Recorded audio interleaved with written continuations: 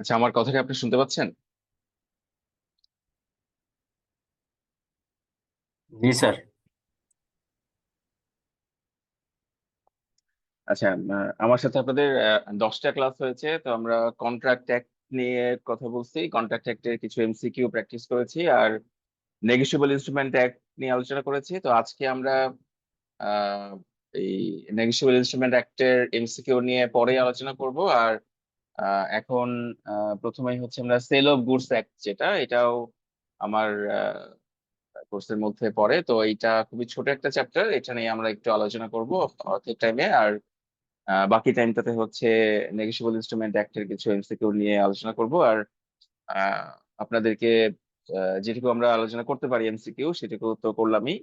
তো আপনাদেরকে negotiable instrument অ্যাক্টের এমসিকিউ, সেল অফ গুডস অ্যাক্টের এমসিকিউ, আর এজেন্সির কিছু এমসিকিউ, এই তিনটা আমি আপনাদেরকে শেয়ার করে দেবো। সেটা আপনারা নিজেরা আশা করি আনসার সহ দেওয়া আছে, আপনারা পড়লে আপনাদের ভালো হবে। তো সেখানে আপনারা প্র্যাকটিস করতে পারবেন সেগুলো দিয়ে।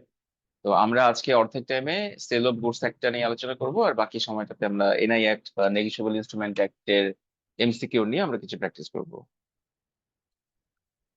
আচ্ছা, আপনাদের ক্লাস সম্ভবত প্রায় শেষের পর্যায়ে, সেজন্য আহ, আমার ক্লাসটা আরো আগেই হওয়ার কথা ছিল, কিন্তু শিডিউলের জন্য একটু দেরিতে হচ্ছে। তো তো এই সেল অফ গুডস অ্যাক্ট এইটা কন্ট্রাক্ট অ্যাক্ট, নেগোশিয়েবল ইনস্ট্রুমেন্ট অ্যাক্টের মতো অতটা বড় না, এবং এখান থেকে 4 5 6টা এমসিকিউ সাধারণত আসে।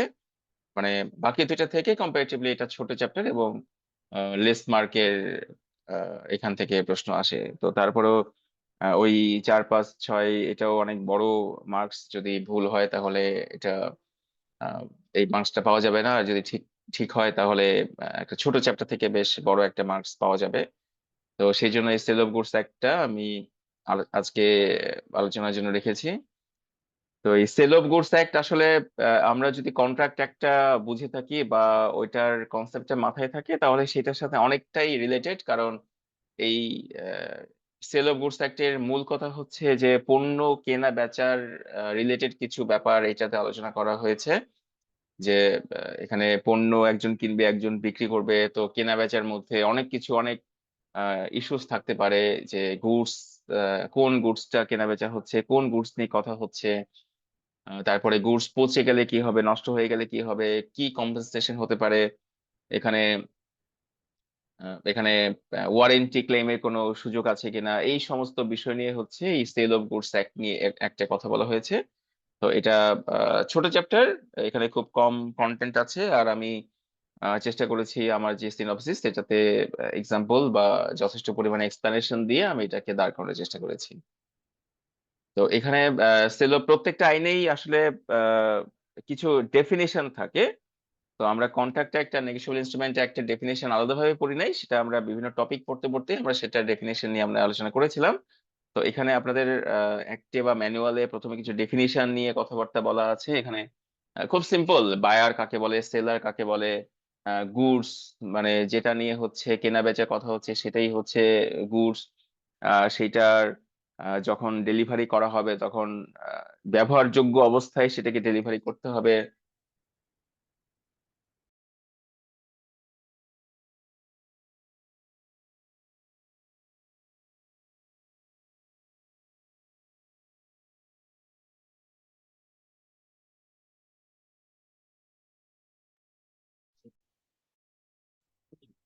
স্যার আপনার মাইক মিউট হয়ে গেছে।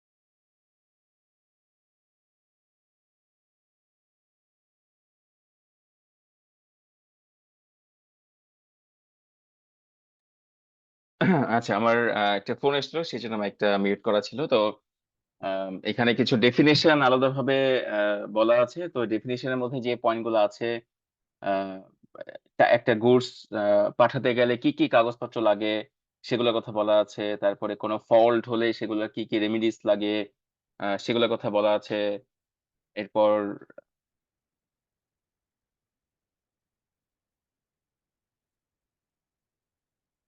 আচ্ছা, এরপরে হচ্ছে এখানে গুডস কেনা বেচা করতে গিয়ে কেউ যদি দাম দিতে না পারে, ইনসলভেন্ট হয়ে যায়, সেখানে কি বলা আছে, কি রেমিডিস আছে।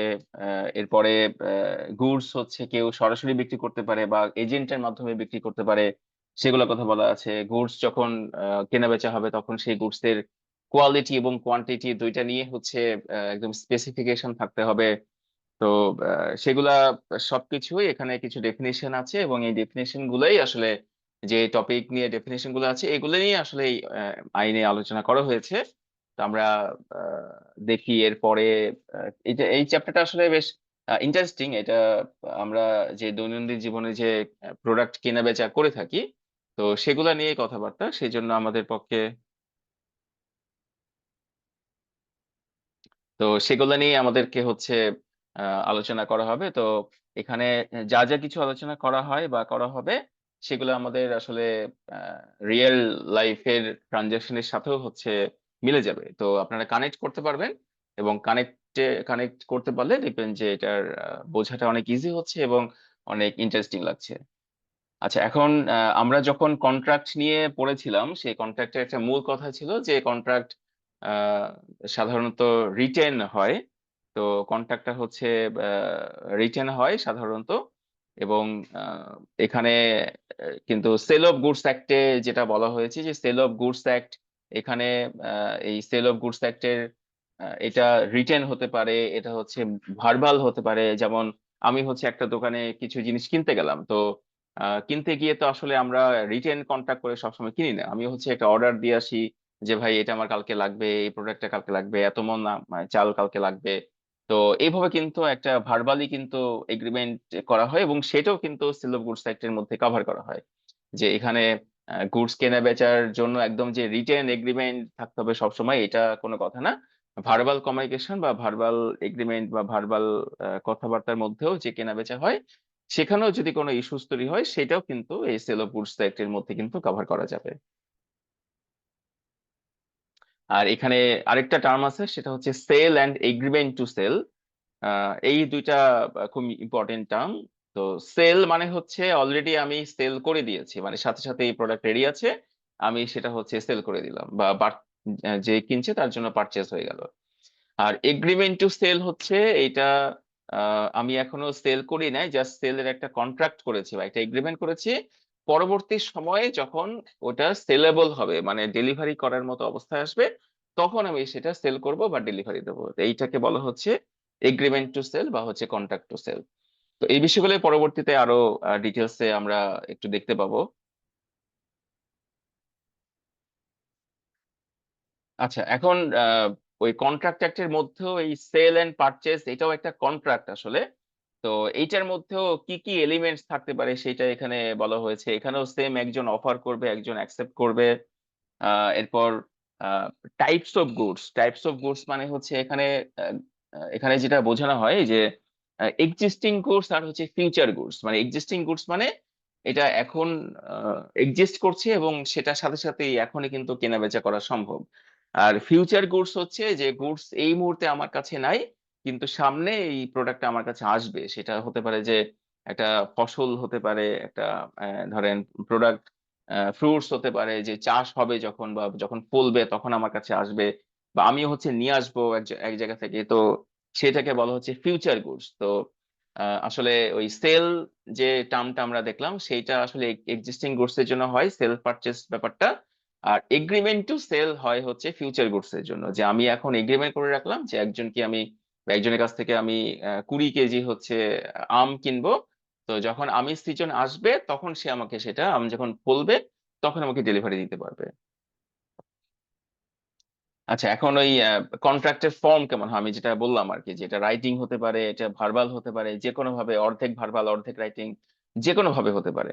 তো এখানে এই সেল পারচেজ বিষয়টা অনেক, মানে যতভাবে হোক না কেন সেখানে যদি সেল পারচেজ বিষয়টা থাকে, সেই সমস্ত রিলেটেড ইস্যুগুলো কিন্তু এই কন্ট্রাক্ট, এই অ্যাক্টের মধ্যে কিন্তু মানে সলভ করা যাবে, বা হচ্ছে এই অ্যাক্টের মধ্যে কিন্তু এটা কভার করা হবে। আচ্ছা, sale versus agreement to sale, যেটা আমি অলরেডি আলোচনা করে ফেলেছি। সাবজেক্ট ম্যাটার, সাবজেক্ট ম্যাটার মানে হচ্ছে যে জিনিসটার কেনা বেচা নিয়ে আমরা কথা বলছি, বা অ্যাকচুয়ালি যে জিনিসটার কেনা বেচা হবে সেটাকে হচ্ছে সাবজেক্ট ম্যাটার্স বলা হয়। তো এটা আসলে যে গুডস যে ব্যাপারটা বলি আমি, সেটাই আসলে এখানকার সাবজেক্ট ম্যাটার্স।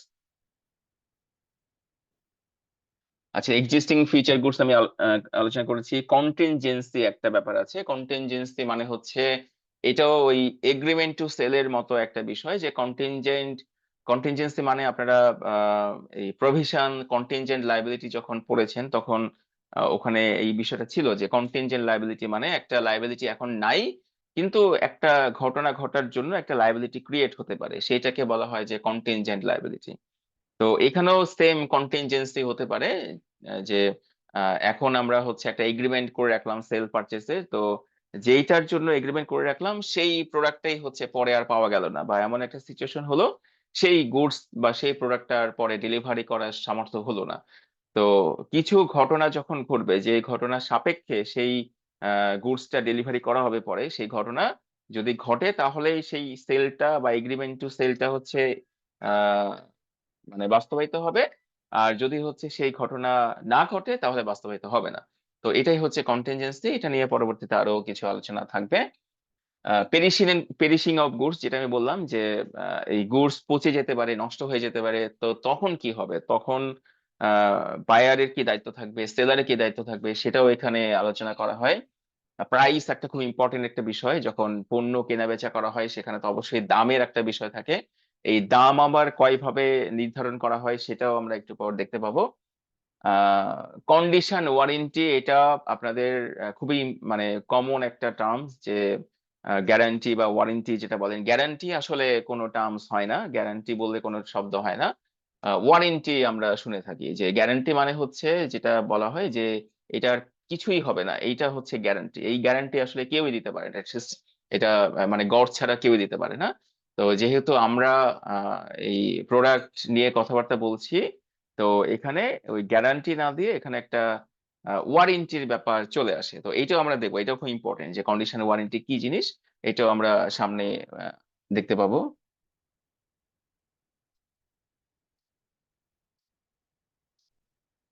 আচ্ছা, কন্টিনজেন্সি যেটা আমি অলরেডি আলোচনা করেছি, যে একটা ঘটনার ঘটার সাপেক্ষে একটা এগ্রিমেন্ট টু সেল যখন সেলে কনভার্ট করা হবে, মানে আমি একটা একজনের সাথে কন্ট্যাক্ট করে রাখলাম যে ধরেন তাকে হচ্ছে আমি 20 কেজি আম সাপ্লাই দেব, বা সে আমার কাছ থেকে 20 কেজি আম কিনবে।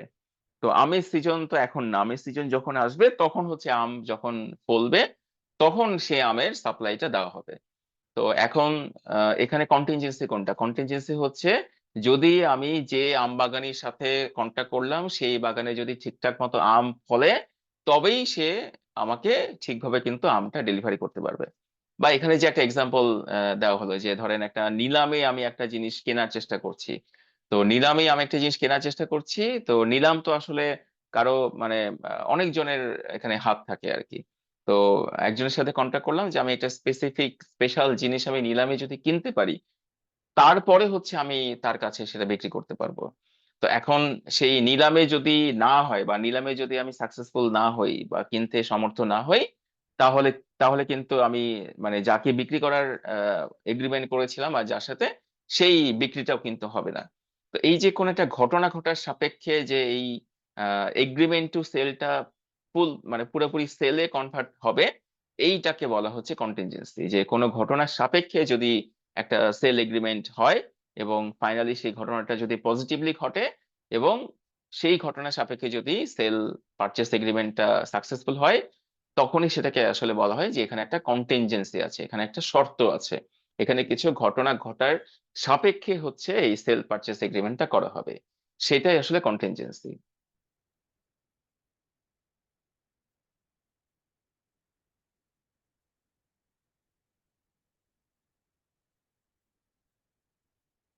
আচ্ছা, আমি মানে আলোচনার সাপেক্ষে যেটার সাথে রিলেটেড টপিক সেটা অলরেডি আলোচনা হয়ে যাচ্ছে, তো আমার সিনপসিসে আমি যতটুকু সম্ভব এক্সপ্লেইন করে, যতটুকু সম্ভব ডেসক্রাইব করে এটা বানানোর চেষ্টা করেছি। সেই জন্য যে টপিকটা নিয়ে যত বেশি এক্সাম্পল দিয়ে বা যত বেশি ডেসক্রাইব করে আহ, মানে বলা সম্ভব বা দেখানো সম্ভব, আমি সেটাই চেষ্টা করেছি। তো আমি আপনারা আমার সিনোপসিস গুলো পড়লে দেখতে পাবেন যে আমি যেখানে মনে হয়েছে যে এখানে একটা এক্সাম্পল না দিলে না, যেখানে শুধুমাত্র টপিকটা পড়ে বোঝাটা কঠিন হয়ে যাচ্ছে, সেখানে আমি একটা এক্সাম্পল দিয়ে সেটা বোঝানোর চেষ্টা করেছি। তো এই agreement to sell R sell, এটা নিয়ে বেশ কয়েকবার কথা বলা হয়েছে যে সেল মানে হচ্ছে যে এখন এক্সিস্টিং গুডস সেল পারচেস ব্যাপারটা হয়ে গেল। আর এগ্রিমেন্ট টু সেল, যে আমি এখন একটা সেলার হিসেবে সেল করার চুক্তি করে রাখলাম। তো যেটা চুক্তি করে রেখেছি সেটা যখন সেল মানে সেই ব্যাপারটা যখন ঘটবে আমার সাথে, তখনই আমি সেটাকে সেই এগ্রিমেন্ট টু সেলটাকে সেলে কনভার্ট করব। মানে একটা চুক্তি করে রেখেছি, সেটাকে যখন আমি ডেলিভারি করব সেই চুক্তির আন্ডারে সাবজেক্ট ম্যাটারটা, তখনই সেটা সেলে কনভার্ট হবে। তো যেটা আমি অলরেডি আলোচনা করেছি যে আহ, একটা ধরেন কিছু একটা ফসলি ফসল ধান গম ইত্যাদি সেল করার জন্য এগ্রিমেন্ট করেছি। এখন এখানে একটা কন্টিনজেন্সি অবশ্যই থাকবে যে যে ধান বা গম বা যেটা আমি সেল করার জন্য এগ্রিমেন্ট করেছি সেটা তো আমাকে, সেটা তো ফলতে হবে। তো দেখা গেল যে ঝড় হলো, বৃষ্টি হলো, আহ নষ্ট হয়ে গেল জমিটা, সেই ফসলটা ফললো না, তখন কিন্তু আর সেই এগ্রিমেন্টটা কিন্তু আর মানে সাকসেসফুল হবে না। সেই এগ্রিমেন্টটা কিন্তু এটা বাতিল হয়ে যাবে। মানে এটা অ্যাভয়েড করতে হবে যে আমরা একটা এগ্রিমেন্ট তো করেছিলাম, কিন্তু যে সাবজেক্ট ম্যাটারের জন্য করেছিলাম সেই সাবজেক্ট ম্যাটারই যখন নাই, তখন কিন্তু এই এগ্রিমেন্ট টু সেল আর সেলে কনভার্ট হবে না। এইটার কোনো অস্তিত্ব থাকবে না, এটা হচ্ছে অ্যাভয়েড হয়ে যাবে বা হচ্ছে বাতিল হয়ে যাবে বা ভয়েড হয়ে যাবে। কারণ ওই সাবজেক্ট ম্যাটারই আসলে এক্সিস্ট করে নাই বিভিন্ন কারণে। আর যদি হচ্ছে ঠিকঠাক মতো ফলতো, ঠিকঠাক মতো ফলবে, তখন সেটার ডেলিভারি নিয়ে আর কোনো টেনশন থাকবে না। এগ্রিমেন্ট অনুযায়ী হচ্ছে সেল বা পারচেস হয়ে যাবে, তখন সেই এগ্রিমেন্ট টু সেলটা অ্যাকচুয়াল সেলে হচ্ছে কনভার্ট হয়ে যাবে।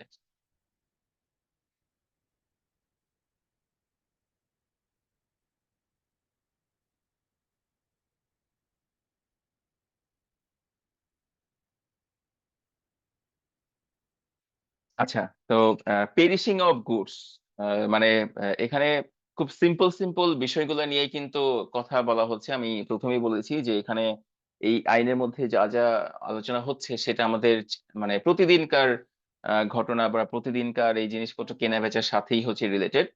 তো প্রোডাক্ট যেটা মানে গুডস বা সাবজেক্ট ম্যাটার যেটা কেনাবেচা নিয়ে কথা হচ্ছে বা যে কেনাবেচা নিয়ে প্ল্যানিং হচ্ছে বা আলোচনা হচ্ছে, সেটা যদি নষ্ট হয়ে যায় বা পচে যায়, তখন কার কি দায়িত্ব থাকবে, কার কি লায়াবিলিটি থাকবে, কার কি হচ্ছে দায়িত্ব মানে অধিকার থাকবে, সেইটাও এখানে বলা হয়েছে। যে যদি একটা এগ্রিমেন্ট ধরেন এগ্রিমেন্ট করার পরে যদি হচ্ছে জিনিসটা হচ্ছে পচে যায়, যে সেই এগ্রিমেন্ট করার পরপরই হচ্ছে জিনিসটা যদি পচে যায়, মানে গুডসটা পাঠানোর আগেই যদি হচ্ছে সেলার দেখে যে না, এই গুডসটা তো হচ্ছে পাঠানো যাবে না, কারণ এটা যে পচে গেছে নষ্ট হয়ে গেছে, এটা যদি বাইরের কাছে পাঠানো হয় তাহলে কিন্তু সে সেটা অ্যাকসেপ্টই করবে না। তো এখানে এখানে যদি আহ, এই কন্ট্রাক্ট মেটের আগে বা কন্ট্রাক্ট মেটের সময় যদি হচ্ছে এই গুডসটা পচে যায়, ধরেন আমি একজন আম বিক্রেতার সাথে হচ্ছে কন্ট্রাক্ট করছি, তার গোডাউনে অনেক আম পড়ে আছে।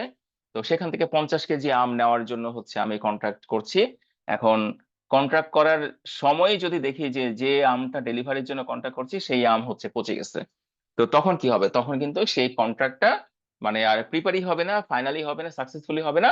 অথবা যদি কন্ট্রাক্টটা হয়েও যায় সেটা হচ্ছে বাতিল বলে গণ্য হবে, কারণ এটা অলরেডি হচ্ছে পচে গেছে। আমি এই এগ্রিমেন্ট করার সময় বা এগ্রিমেন্ট করার পরপরই দেখতে পাচ্ছি যে ওই ওয়্যার হাউসে থাকা অবস্থায় হচ্ছে সেটা পচে গেছে। আর আর যদি হচ্ছে এমন হয় যে এগ্রিমেন্ট করা হয়েছে,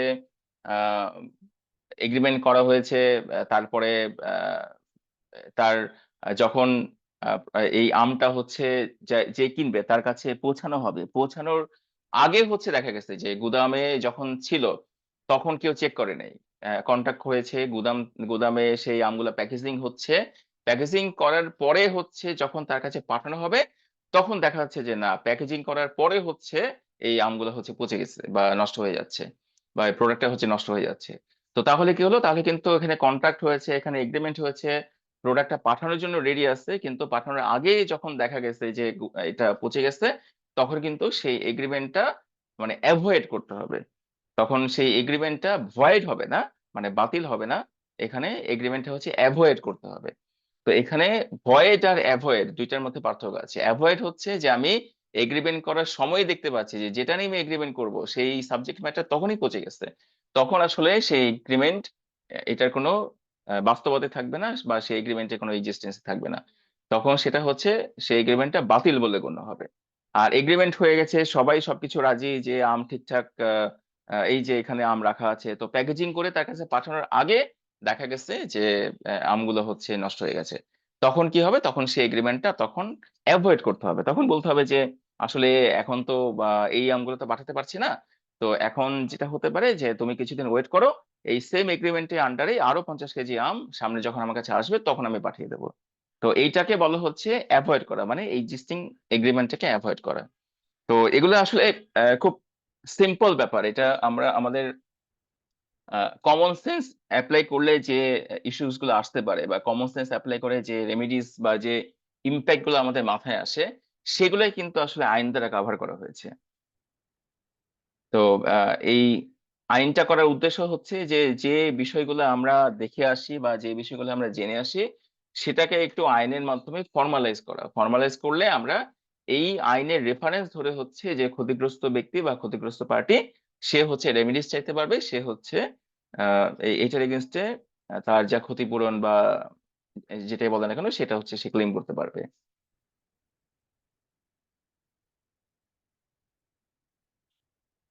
আচ্ছা, যেটা আমি অলরেডি বলেছি যে কন্ট্রাক্টের আগেই যদি গুডস মানে পচে যায়, তাহলে এটা ভয়েড হয়ে যাবে, মানে বাতিল হয়ে যাবে। আফটার মানে এগ্রিমেন্ট করার পরে যদি এই গুডসটা পচে পচে যায়, তখন এটাকে আসলে অ্যাভয়েড করতে হবে, যে এটাকে এই মুহূর্তে স্টপ করে পরবর্তী সময়ে যদি হচ্ছে তারা আবার এগ্রিড হয় যে এই এগ্রিমেন্টটা থাকুক, কিন্তু যখন আরো ফ্রেশ প্রোডাক্ট আসবে তখন হচ্ছে এটা পাঠানো যাবে। তো এখন এই গুডস পচে যাওয়ার মধ্যে বা পচে যাওয়ার রিলেটেড আরো কিছু কনসিডারেশন আছে, যেমন স্পেসিফিক গুডস। মানে এখানে প্রোডাক্ট পচে যাওয়ার কথা যখন আমরা বলছি, তখন আমাদেরকে দেখতে হবে যে আমরা কোন প্রোডাক্টের জন্য এই সেল পারচেস এগ্রিমেন্টটা করা হয়েছে, আর কোন প্রোডাক্টটা হচ্ছে পচে গেছে। তো দুইটা যদি সেম হয়, তখনই কেবলমাত্র এই ভয়েড বা অ্যাভয়েডেশনের কথা আসবে। যে দেখা গেল যে সে আমার ধান দুইটা আহ, দুইটা সেল করার জন্য হচ্ছে কন্ট্যাক্ট করেছে। তো এখন এখানে বা হচ্ছে আম, ধরেন আম অর্ধেক হচ্ছে ফজলি আম, অর্ধেক হচ্ছে ল্যাংড়া আম। তো এখানে ফজলি আম পচে গেছে, কিন্তু হচ্ছে ল্যাংড়া আম পচে নাই। তো এখানে এগ্রিমেন্টের মধ্যে কিন্তু দুইটা সেলের এগ্রিমেন্টই ছিল। এখন ফজলি আম যদি পচে যায়, তো ল্যাংড়া আম যদি ভালো থাকে, তাহলে ফজলি আমের জন্য কিন্তু টোটাল কন্ট্রাক্টটা কিন্তু অ্যাভয়েড করা যাবে না। এখানে এখানে যে বায়ার, সে কিন্তু ইচ্ছা করলে মানে সে কিন্তু হুট করে কিন্তু বলতে পারবে না যে আমি এই কন্ট্রাক্টটা বাতিল করে দিলাম, কারণ সে ল্যাংড়া এবং ফজলিয়াম দুইটার জন্যই কিন্তু সে কন্ট্রাক্টটা করেছে। তাকে এরকম এক কথায় কিন্তু সে এটা বাতিল করতে পারবে না, তাকে আলোচনা করতে হবে, তাকে হচ্ছে সেলারের সাথে কথা বলতে হবে, তারপর দুইজনের মতামত নিয়ে যেটা করা দরকার সেটা করতে হবে।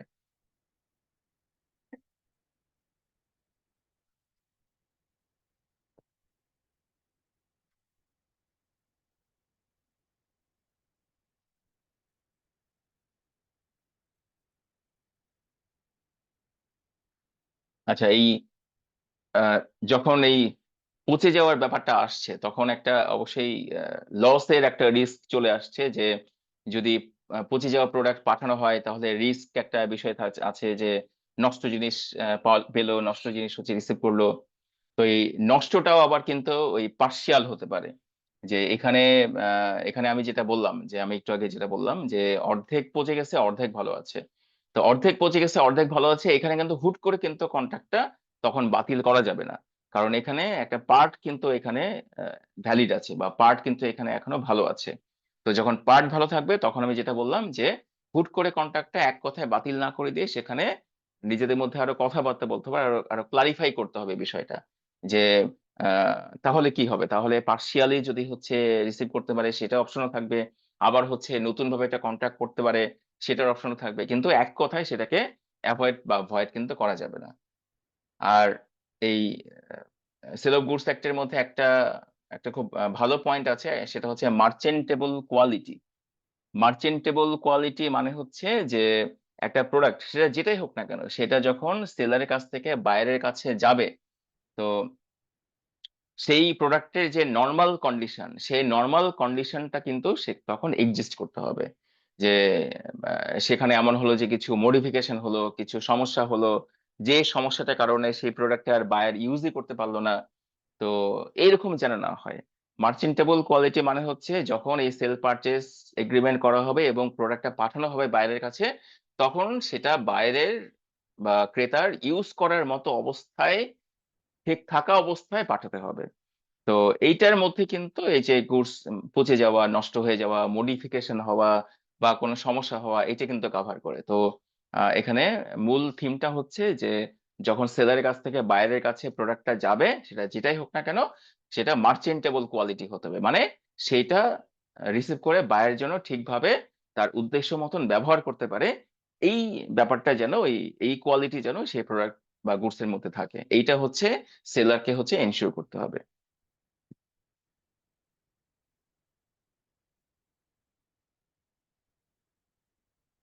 আচ্ছা, আহ, তো সেল পারচেসের মধ্যে অবশ্যই প্রাইসের একটা ব্যাপার অবশ্যই থাকবে, যে এখন সেল পারচেস এগ্রিমেন্ট তো করা হচ্ছে এখানে, তাহলে দামের ব্যাপারটা কি থাকবে?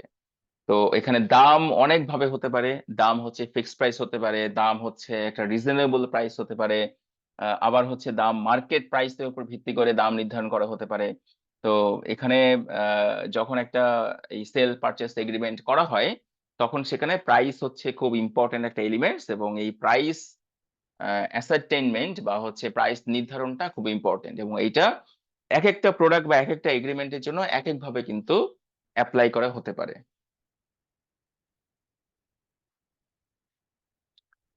আচ্ছা, তো যেটা আমি বললাম যে খুব নর্মাল বা এটা মানে প্র্যাকটিকেবল যেটা আর কি, আহ, সেটা হচ্ছে যে ফিক্সড প্রাইস। তো ফিক্সড প্রাইস মানে হচ্ছে এখানে আসলে কোনো কথাবার্তা থাকবে না। এখানে যখন এগ্রিমেন্ট করা হবে, সেই এগ্রিমেন্টের মধ্যে কিন্তু প্রাইসটা একদম ফিক্স করে রাখা হবে।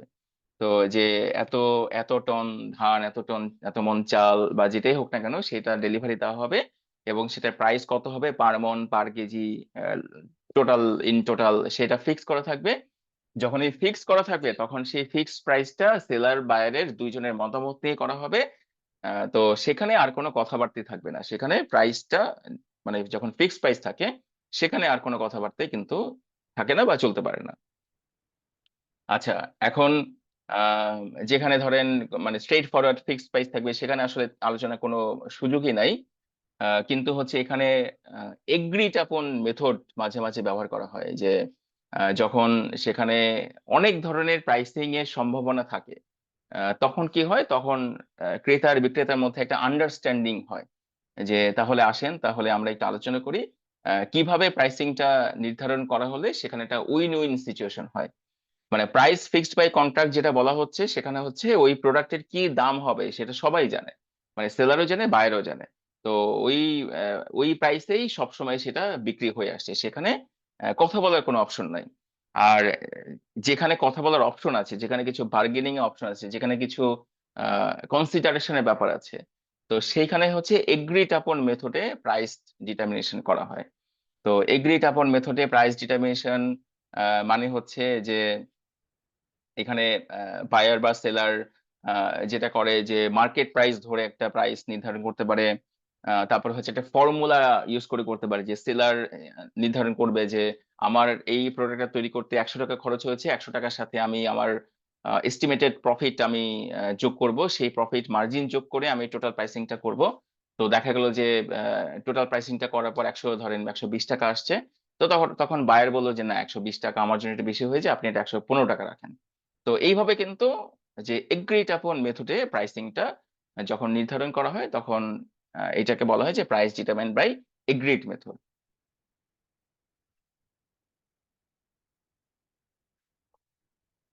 থার্ড পার্টি ভ্যালুয়েশন, এই এই ব্যাপারটা আমরা দেখি সবচেয়ে বেশি দেখি হচ্ছে কোম্পানি শেয়ার যখন সেল পারচেস হয়, বা একটা কোম্পানি যখন ওনারশিপ হ্যান্ড ওভার হয়, তখন সাধারণত এটা করা হয়ে থাকে যে একটা থার্ড পার্টি ভ্যালুয়েশন দিয়ে সেই কোম্পানির গুডউইল কত আছে, সেই কোম্পানির সম্পদ, অ্যাসেট লায়াবিলিটি সবকিছু মিলিয়ে তাদের এনএভি বের করা হয়, একটা এনএভি, নেট অ্যাসেট ভ্যালু। তো সেই এনএভি এর উপর ভিত্তি করে, তার পার শেয়ার প্রাইস ভিত্তি করে সেই কোম্পানিটা হচ্ছে কেনা বেচা করা হয়। তো থার্ড পার্টি ভ্যালুয়েশনও হচ্ছে একটা এগ্রিড আপন মেথড।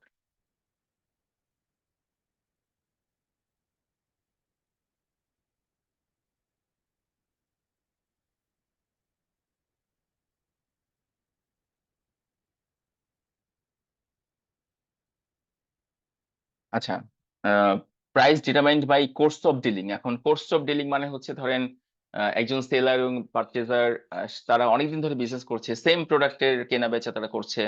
তো সেম প্রোডাক্টের কেনা বেচা যখন তারা করছে, জাস্ট ধরেন একটা বই হতে পারে বা একটা কোন একটা প্রোডাক্ট হতে পারে, সেটা আগের লটেই ধরেন একটা একটা অ্যামাউন্টে পার পিস ধরেন 1,000 টাকা বা 500 টাকা, পার পিস 1,000 টাকা বা 500 টাকাতে একটা বই হচ্ছে আগের লটে বিক্রি করা হয়েছে বা আগের লটে কেনা বেচা হয়েছে।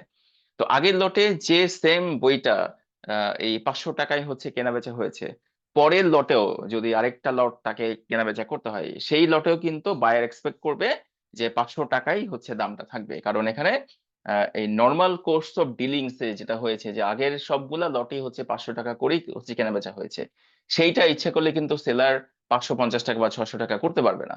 কারণ এখানে ওই এক্সট্রা যে দাম বাড়াচ্ছে, সেই দাম বাড়ানোর কোনো কিন্তু এখানে অপশন নাই এবং কোনো কারণ ঘটে নাই।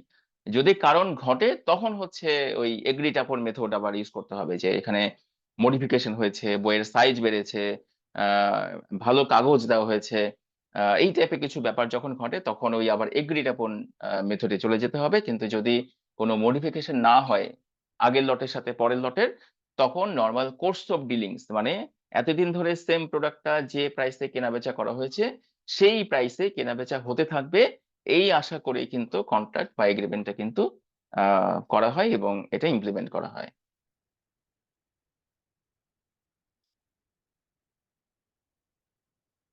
আচ্ছা, আবার হতে পারে যে রিজনেবল, এই টার্মটা আমরা কন্ট্রাক্ট অ্যাক্টে পেয়েছি, নেগোশিয়েবল ইনস্ট্রুমেন্ট অ্যাক্টেও কিছু কিছু জায়গায় পেয়েছি, এখানেও দেখছি রিজনেবল টাইম, রিজনেবল প্রাইস। তো রিজনেবল টাইম বা রিজনেবল প্রাইস ব্যাপারটা তখনই আসে যখন এখানে এখানে হচ্ছে আগের কোনো মেথডই হচ্ছে অ্যাপ্লাই করা সম্ভব হয় না। আহ, তখন হচ্ছে একটা রিজনেবল প্রাইস যেটা দিয়ে একটা সেলারও হ্যাপি থাকবে, বায়ারও হ্যাপি থাকবে। তো এটা আসলে খুব বেশি জায়গায় ব্যবহার করা হয় না, কারণ আগের মেথড গুলাতেই হচ্ছে সমস্ত যে টাইপস আলোচনা করা হয়েছে সেগুলা মোটামুটি অ্যাপ্লাই করা হয়ে যায় এবং সেটা দিয়ে মোটামুটি কাজ চলে যায়। এবং রিজনেবল প্রাইস আসলে এখানে যদি দরকার পড়ে যে কোনোটাতেই সবাই মানে সম্মত হচ্ছে না, আগের যে যেগুলো আলোচনা করা হতো, তখন একটা রিজনেবল প্রাইস ঠিক করা হয় যাতে সেলারও খুশি থাকবে, যাতে বায়ারও খুশি থাকবে। তো এইটা হচ্ছে একটা জাজমেন্টাল বিষয়। এখানে আসলে এই রিজনেবল প্রাইস এটা ঠিক করার কোনো ফর্মুলা বা কিছু নাই, এটা একটা জাজমেন্টাল বিষয় টোটালটাই। এবং এটা সেলার এবং বায়ারের দুইজনের মতামতের সাপেক্ষেই হচ্ছে এই প্রাইসটা ঠিক করা হয়। আচ্ছা, আবার হতে পারে যে যখন একটা প্রোডাক্টের একটা প্রোডাক্টের হচ্ছে ওজনের উপর ভিত্তি করে হচ্ছে প্রাইস নির্ধারণ করা হয়। তো এই ওজনের উপর ভিত্তি করে প্রাইস নির্ধারণ করা হলে সেইটাও হচ্ছে একটা কিন্তু মানে টাইপ। এখানে আহ, এখানে একটা স্পেসিফিক গুডস যখন তৈরি মানে পাঠানো হয়, তখন সেই স্পেসিফিক গুডস এর হচ্ছে একটা ওজন করা হয়।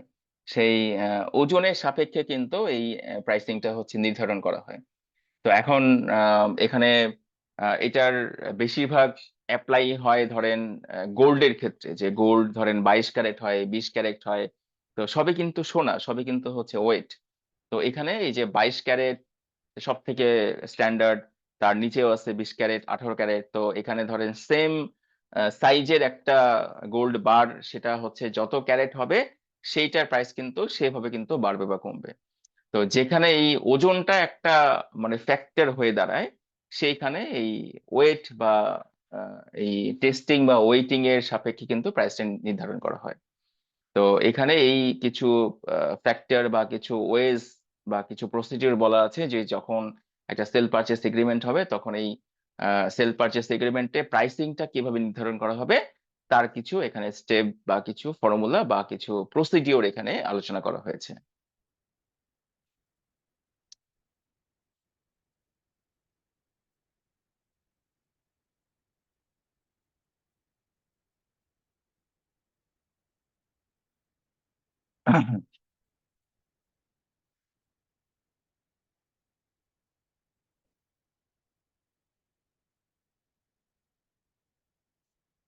আচ্ছা,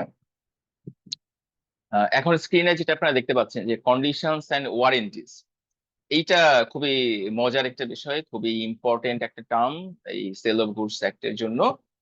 তো ওয়ারেন্টির ব্যাপার আমরা সবাই জানি মোটামুটি, যে আমরা একটা জিনিস যখন কিনি তখন সেটার একটা ওয়ারেন্টি পিরিয়ড থাকে, যে ওই ওয়ারেন্টি পিরিয়ডের মধ্যে যদি কোনো সমস্যা হয় সেটার জন্য সার্ভিসিং করে দেওয়ার একটা বিষয় থাকে, এরকম যে বিষয়টা সেটাই আসলে ওয়ারেন্টি। এবং আমাদের যে এই আইনের মধ্যে ওই ব্যাপারটাই হচ্ছে explain করা হয়েছে। তো কন্ডিশন মানে কি? কন্ডিশন মানে হচ্ছে যে আমি যখন একটা জিনিস কিনতে যাই তখন যে আহ, সেই জিনিসটার যে মূল ফাংশন গুলো, সেই মূল ফাংশন গুলো যেটা না হলে, যে ফাংশন গুলো কাজ না করলে সেই প্রোডাক্টটা আমার কাছে কোনো আর অর্থবহ থাকবে না বা ব্যবহারযোগ্য থাকবে না, সেই প্রোডাক্টটা আমার কাছে কোনো ভ্যালুয়েবল থাকবে না, সেই ক্যারেক্টারিস্টিক্স গুলাকে বলা হয় সেই প্রোডাক্টের কন্ডিশন। মানে অবস্থা, সোজা কথা, এখানে কন্ডিশন মানে শর্ত না, এখানে কন্ডিশন মানে হচ্ছে অবস্থা। মানে আপনারা একটা মোবাইল কিনতে গেছেন, একটা গাড়ি কিনতে গেছেন ধরেন, তো গাড়ি কিনতে গেছেন, এখন গাড়ি তো অবশ্যই আমার স্পেসিফিক মডেল যদি পছন্দ করি সেই মডেলের হতে হবে। স্পেসিফিক যে মাইলেজ, আমি বললাম যে এটা 30,000 মাইলের নিচে হলে আমি এটা কিনবো। যে সেকেন্ড হ্যান্ড গাড়িগুলো আপনারা জানেন যে মাইলেজ কত মাইল চলেছে সেটা একটা নির্ধারণ করা হয়। আহ, তার তার যে সিট গুলো সেগুলো কি লেদারের থাকবে নাকি হচ্ছে কিসের থাকবে, এই সব কিছু মিলিয়ে মানে এগুলা আমি এই ব্যাপারগুলো থাকলেই হচ্ছে আমি ওই গাড়িটা হচ্ছে কিনবো। তো সেম একটা মোবাইলের ক্ষেত্রে হতে পারে যে একটা মোবাইলের এত জিবির এই সেম স্পেসিফিক একটা মডেল আমি ঠিক করে আসলাম। সেই মডেলের স্পেসিফিক র্যাম থাকবে, ধরেন 12 জিবি র্যাম, 128 জিবি রম থাকবে, ক্যামেরা এত থাকতে হবে। তো এইগুলা হচ্ছে আমার জন্য কন্ডিশন, মানে যেগুলা ওই মোবাইলটা কেনার জন্য যা যা আমি ঠিক করে রেখেছি এবং সেগুলাই আমাকে সেই সেম ভাবে আমাকে মোবাইলটা ডেলিভারি করতে হবে। তো যদি হচ্ছে সেম ভাবে আমাকে মোবাইলটা ডেলিভারি না হয় তাহলে সেটাকে বলা হয় ব্রিচ অফ কন্ডিশন।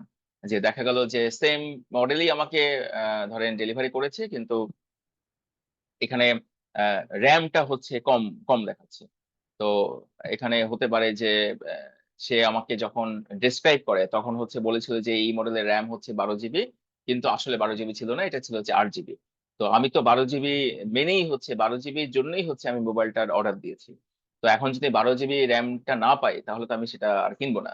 তো এই যে যে ইনিশিয়াল এবং মেজর ক্যারেক্টারিস্টিক্স একটা গুডস বা প্রোডাক্টের, যেটা আমার জন্য আমার পছন্দের তালিকায় আছে এবং যেটার উপর ভিত্তি করেই আমি হচ্ছে অর্ডারটা করেছি, সেটাকেই বলা হয় যে একটা কন্ডিশন অফ দ্য প্রোডাক্টস। আর ওয়ারেন্টি হচ্ছে যে আমার আমার যে রিকোয়ারমেন্টস সেগুলা মেনে হচ্ছে মোবাইলটা বা গাড়িটা বা প্রোডাক্ট আমার কাছে পাঠানো হয়েছে। তো ইনিশিয়াল বা মেজর জিনিসগুলো ঠিকঠাক ভাবেই আছে, কিন্তু সেখানে একটু মানে একটু সমস্যা হয়ে গেছে। যে ধরেন একটা ল্যাপটপ আমাকে আমাকে দেওয়া হয়েছে, সবই ঠিক আছে, কিন্তু ল্যাপটপের হচ্ছে আমি বাসায় নিয়ে এসে দেখলাম যে ল্যাপটপ অন হচ্ছে না। তো অন হচ্ছে না কেন, বা একটু অন হওয়ার সময় শব্দ করছে। তো এখানে হতে পারে যে সেখানে ভিতরে কোনো পার্টস নড়ে গেছে, বা কোনো কোনো একটা কিছু ঢিলা হয়ে গেছে বা কিছু একটা সমস্যা হয়েছে। তো ওই সমস্যাটার জন্য আমি যে ক্ষতিপূরণ দাবি করতে পারি, বা ওই সমস্যাটা যেটা হলো সেটার জন্য আমার যে প্রবলেমটা হলো সেটাকে বলা হয় ব্রিচ অফ ওয়ারেন্টি। তো কন্ডিশন আর ওয়ারেন্টি মানে হচ্ছে, কন্ডিশন মানে হচ্ছে মেজর ক্যারেক্টারিস্টিক্স একটা জিনিস কেনার সময়, যে ক্যারেক্টারিস্টিক্স বা যে বিষয়গুলো দেখেই আমি হচ্ছে ওই প্রোডাক্টটা অর্ডার করেছি সেগুলো হচ্ছে সেই প্রোডাক্টের কন্ডিশন। আর ওই সেম প্রোডাক্টটা কন্ডিশন সাপেক্ষে পাওয়ার পরে আমি যদি কোনো মাইনর সমস্যা চোখে পড়ে আমার, তো সেই মাইনর সমস্যার জন্য আমি যেটা আমি আমার যে প্রোটেকশন সেটা হচ্ছে ওয়ারেন্টি। তো কন্ডিশন যদি ঠিকঠাক ভাবে না দেওয়া হয় তাহলে সেই সেই এগ্রিমেন্টটা হচ্ছে টার্মিনেট হয়ে যাবে, যে আমি চেয়েছি হচ্ছে 12 জিবি র্যাম, তুমি আমাকে 8 জিবি র্যামেরটা দিয়েছো, তো এই মোবাইল আমি কিনবোই না। এই এগ্রিমেন্টটা আমি বাতিল করে দিই। কিন্তু ওয়ারেন্টি, যে আমি ল্যাপটপটা কিনে নিয়ে আসলাম, এখানে সবই ঠিকঠাক আছে, একটু সমস্যা করতেছে, তো দেখা গেল যে এটার আসলে এই ভিতরে ওই যে র্যামের বা হার্ড ডিস্কের যে আহ, এই পোর্টটা সেটা একটু নড়ে গেছে, ওটা একটু ঠিক করে দিলেই কিন্তু ল্যাপটপটা চলবে। তখন কিন্তু আমি এই ল্যাপটপটা এটা কিন্তু আমি মানে এগ্রিমেন্টটা বাতিল করে দিতে পারি না। আমি যেটা করতে পারি, আমি হচ্ছে এটার জন্য একটা ওয়ারেন্টি ক্লেম করতে পারি, বা একটা ড্যামেজ এর জন্য একটা ক্ষতিপূরণ দাবি করতে পারি। কারণ এখানে মেইন কন্ডিশন ঠিকঠাকই ছিল সেই প্রোডাক্টের, কিন্তু এখানে একটু মাইনর সমস্যার জন্য আমার কিছু অসুবিধা হয়েছিল, সেটার জন্য আমি ড্যামেজ ক্লেম করতে পারি, কিন্তু আমি কন্ট্রাক্টটা বাতিল করতে পারি। তো এইটা হচ্ছে আপনার কাছে মনে হচ্ছে যে একটা ল্যাপটপ, তো এটা তো আমি নিয়ে গেলেই হচ্ছে বলতে পারি যে নতুন ল্যাপটপ, আমি এটা চেঞ্জ করে দেন। কিন্তু আসলে এটা যখন আপনি বড় আকারে ভাবেন, যে একটা স্কুলে ধরেন 100টা ল্যাপটপ, মানে একটা স্পেসিফিক মডেল, স্পেসিফিক ক্যারেক্টারিস্টিক্স এর 100টা ল্যাপটপ অর্ডার দেওয়া হয়েছে, তো তার মধ্যে আহ, 2-3টাতে এরকম একটা সমস্যা ধরা পড়েছে। এখন 2-3টাতে সমস্যা ধরা পড়লে এখানে কিন্তু আমি 100টার কন্ট্রাক্ট কিন্তু বাতিল আসলে করতে পারবো না। আমি যেটা করতে পারবো সেখানে ওই ওই 2-3টা যেটা সমস্যা হয়েছে সেটার জন্য আমি সার্ভিসিং করে আমি ড্যামেজ ক্লেম করতে পারবো। কিন্তু যদি দেখা যায় যে আমি 100টা ল্যাপটপ যে স্পেসিফিক মডেল এবং যে স্পেসিফিক ক্যারেক্টারিস্টিক্স এর আমি অর্ডার করেছিলাম, সেগুলো আমাকে দেয়, যে আমাকে, আমি 8 জিবি র্যামেরটা অর্ডার করে এসেছিলাম, আমাকে সাপ্লাই দিয়েছে ওই 4 জিবি র্যামের, বা আহ, যেটা হচ্ছে খুব মূল ফাংশনের মধ্যে পড়ে সেইটা, আমি যে ভাবে অর্ডার করে দিয়েছিলাম তার থেকে লোয়ার কিছু দিয়েছে, বা ব্যাড বা ওটস কিছু দিয়েছে, তখন আমি কিন্তু অবশ্যই ওই 100টা ল্যাপটপেরই কিন্তু অর্ডার বা এগ্রিমেন্ট ক্যান্সেল করে দিতে পারি। তো ব্রিচ অফ কন্ডিশন আর ব্রিচ অফ ওয়ারেন্টি, কখন কন্ডিশন বলা হবে কোনটাকে, কোনটাকে ওয়ারেন্টি বলা হবে, এবং কখন কন্ডিশনটা ভাঙলে সেটাকে ব্রিচ অফ কন্ডিশন বলা হবে, এবং কি হলে সেটাকে ব্রিচ অফ ওয়ারেন্টি বলা হবে, এই ব্যাপারগুলো নিয়ে এখানে কিন্তু অনেক আলোচনা আছে। এবং এটা আসলে খুব কমপ্লেক্স না, এটা আমাদের দৈনন্দিন জীবনে আমরা যেভাবে এটাকে দেখে থাকি, এখানেও কিন্তু সেই সেম কনসেপ্টই কিন্তু এটা ডিসকাস করা হয়েছে।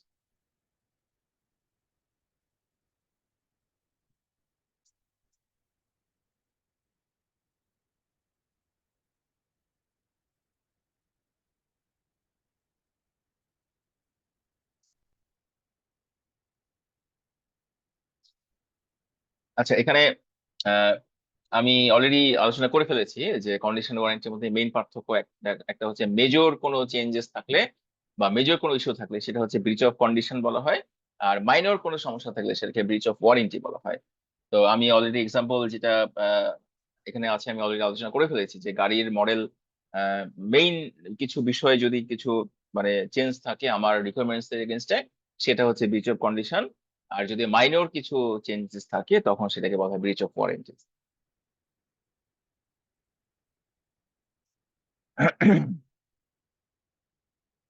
আচ্ছা, এখন আহ, এখানে কন্ডিশন, আমি কখন হচ্ছে একটা সমস্যাকে ব্রিচ অফ কন্ডিশন বলবো, কখন আমি একটা সমস্যাকে ব্রিচ অফ ওয়ারেন্টি বলবো, সেটা আমরা অলরেডি কিন্তু বুঝে গেছি। যে একটা আহ, বড় বিষয় ঘটলে বা বড় চেঞ্জেস ঘটলে সেটাকে আমরা ব্রিচ অফ কন্ডিশন বলে থাকি, আর মাইনর কোনো সমস্যা হলে সেটাকে আমরা ব্রিচ অফ ওয়ারেন্টি বলে থাকি। তো এখন কিছু কিছু সময়ে দেখা যায় যে আহ, আসলে সেটা ব্রিচ অফ কন্ডিশন, কিন্তু যে বায়ার সে এটাকে ব্রিচ অফ ওয়ারেন্টি হিসেবে কনসিডার করছে।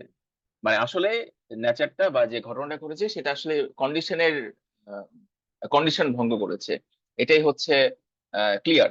কিন্তু সেই ব্রিচ অফ কন্ডিশনটাকে বায়ার ইচ্ছা করলে কিছু ঘটনা সাপেক্ষে ব্রিচ অফ ওয়ারেন্টি হিসেবেও কিন্তু ট্রিট করতে পারে। তো কখন সেটা হতে পারে সেটা নিয়ে এখানে একটু আলোচনা করা হচ্ছে।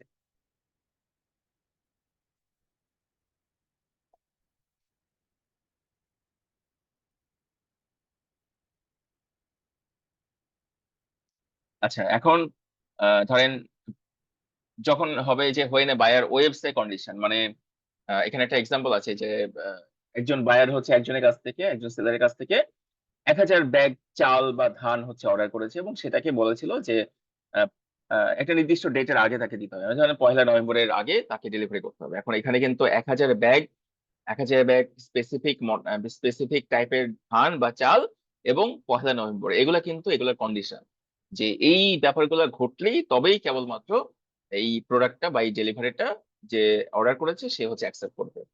তো এখন ধরেন এখন সে কি করলো যে সেলার যে সে হচ্ছে 1 নভেম্বর না পাঠিয়ে সে পাঠালো হচ্ছে 3 নভেম্বর। এখন 3 নভেম্বর যখন পাঠিয়েছে বায়ারের কাছে, বায়ার কি করেছে, বায়ার সেটা ফেরত না দিয়ে বায়ার হচ্ছে সেটা অ্যাকসেপ্ট করেছে। মানে সেই প্রোডাক্টটা বা সেই চালটা যে আমাকে পাঠালো বা বায়ারকে পাঠালো, সে সেটা অ্যাকসেপ্ট করলো, সে হচ্ছে রিটার্ন কিন্তু করে নাই। তো সে যেহেতু একটা কন্ডিশনের ভঙ্গ হওয়ার পরেও সেটাকে অ্যাকসেপ্ট করেছে, অ্যাকসেপ্ট করার পরে কিন্তু সেই বায়ার আর এটাকে ওই ব্রিচ অফ কন্ডিশন বলে এই কন্ট্রাক্টটা বা এগ্রিমেন্টটা বাতিল করতে পারবে না।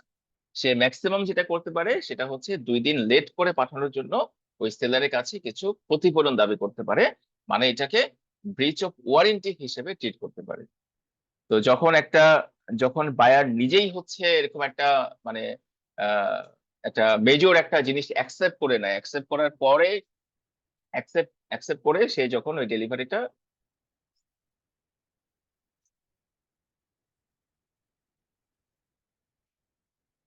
আচ্ছা ডেলিভারি দেওয়ার পরে যখন আহ, এই অ্যাকসেপ্ট করে নেবে গুডসটা, তখন কিন্তু সে এটাকে এই আর ফেরত দিতে পারবে না। তখন এই স্পেসিফিক কেসে ব্রিচ অফ কন্ডিশন না বলে সে এটাকে ব্রিচ অফ ওয়ারেন্টি হিসেবে সে ট্রিট করতে পারবে।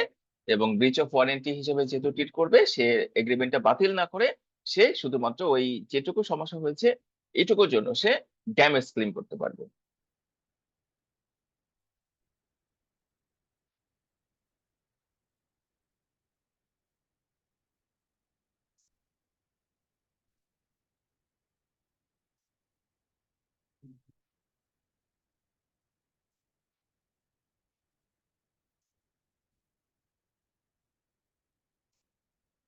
আচ্ছা, তারপরে ধরেন আরেকটা কেস হতে পারে যে নন সেভারেবল কন্ট্রাক্টস এন্ড অ্যাকসেপ্টেন্স গুডস, মানে যখন কিছু প্রোডাক্ট পার্টস বাই পার্টস হিসেবে পাঠানো হয়, যে ধরেন একটা মেশিন পাঠানো হচ্ছে, সেই মেশিনটা বড় একটা মেশিন, তো সেই মেশিনটার একটা ইম্পর্টেন্ট পার্টস আছে, সেই পার্টসটা যদি না থাকে মেশিনের সাথে, সেই আর মেশিনটা ব্যবহার করা যাবে না বা সেই মেশিনটা হচ্ছে কাজ করবে না। তো এখন ধরেন সেই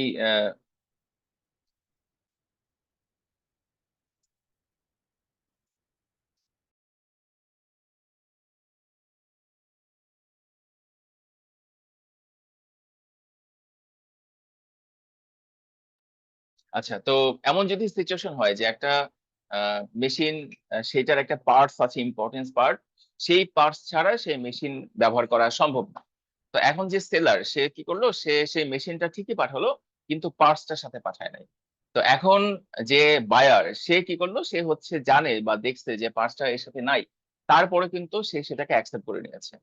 তো অ্যাকসেপ্ট যেহেতু করেছে, যেহেতু রিটার্ন করে নাই, তার মানে কিন্তু সে আর ওই এই যে এই সেল পারচেজ যে এগ্রিমেন্ট, এটা কিন্তু সে বাতিল করতে পারবে না, সে কিন্তু এটাকে ক্যান্সেল করতে পারবে না।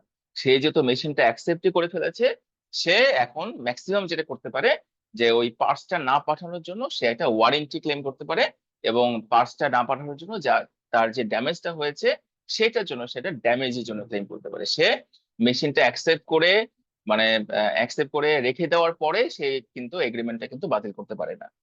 তো এখানে মূল বিষয়টা হচ্ছে যে আমাকে বুঝতে হবে যে একটা কন্ডিশন কাকে বলে, ওয়ারেন্টি কাকে বলে, কখন সেটাকে ব্রিচ অফ কন্ডিশন বলা হবে, কখন সেটাকে ব্রিচ অফ ওয়ারেন্টি বলা হবে।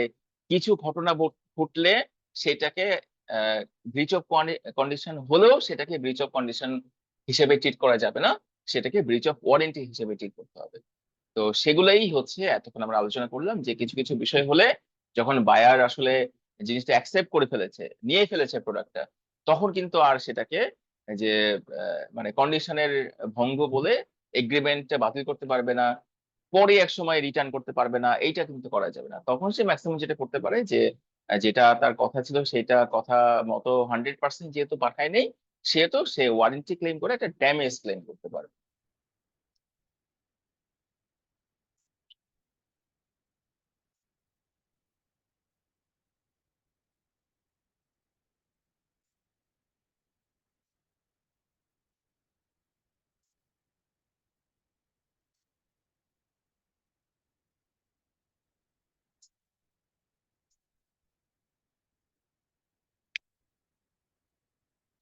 আচ্ছা, এখানে আরেকটা টাইটেল দেখেন, স্ক্রিনে দেখা যাচ্ছে সেল বাই ডেসক্রিপশন।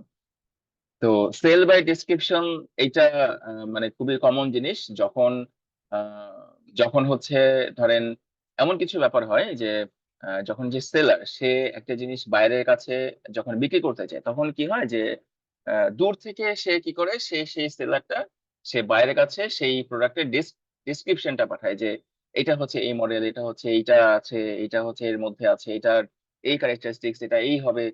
তো বায়ার কি করে, বায়ার কিন্তু অনেক দূরে আছে, সে কিন্তু ফিজিক্যালি এটা কিন্তু দেখতে পাচ্ছে না।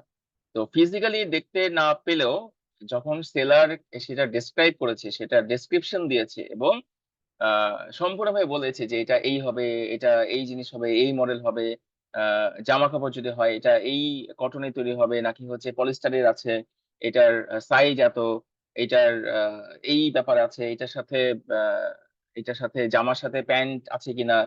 তো এখন যখন সেলার কি করে, এটা আপনারা সব থেকে ভালো বুঝতে পারবেন যখন এই যে লাইভ করে যে জামা কাপড় বিক্রি করা হয়, তখন কি হয়, তখন কিন্তু আমরা সেই জামা কাপড় বা জিনিসগুলো কিন্তু দেখতে পাচ্ছি না, মানে ধরতে পারছি না বা ফিজিক্যালি কিন্তু টেস্ট করতে পারছি না। আমরা জাস্ট দূর থেকে বা মোবাইল স্ক্রিনে সেই প্রোডাক্ট গুলো দেখতে পাচ্ছি এবং প্রোডাক্ট গুলো সম্পর্কে সেলার যেগুলো বলছে সেগুলো শুধুমাত্র শুনতে পাচ্ছি। তো এখন আমরা এই সেল বাই ডেসক্রিপশনের মধ্যে যেটা বলা হয় যে আমরা যখন বা বায়ার যখন ফিজিক্যালি টেস্ট করার কন্ডিশন বা অবস্থায় থাকে না এবং সেলারের ডেসক্রিপশনের উপর ভিত্তি করে যখন এই সেল পারচেসটা করা হয় বা কোনো একটা অর্ডার দেওয়া হয়, তখন বায়ার যদি সেই অ্যাজ পার ডেসক্রিপশন সেই প্রোডাক্টটা না পায়, তখন কিন্তু সে সেলারের এগেনস্টে মামলা করতে পারবে বা এখানে কিন্তু তার একটা ড্যামেজ ক্লেম করতে পারবে। তো এখানে সেল বাই ডেসক্রিপশনের মূল কথা হচ্ছে যে যখন ডেসক্রিপশনের উপর ভিত্তি করে কোন একটা সেল বা পারচেস করা হয়, তখন অ্যাজ ইট ইজ ডেসক্রিপশন যেটা দেওয়া হয়েছে সেটাই থাকতে হবে। সেটার ব্যত্যয় যদি ঘটে তখন কিন্তু বাইরের পুরা অধিকার আছে সেইটা ফেরত দেওয়ার, সেটা রিটার্ন করার অথবা হচ্ছে ড্যামেজ ক্লেম করার।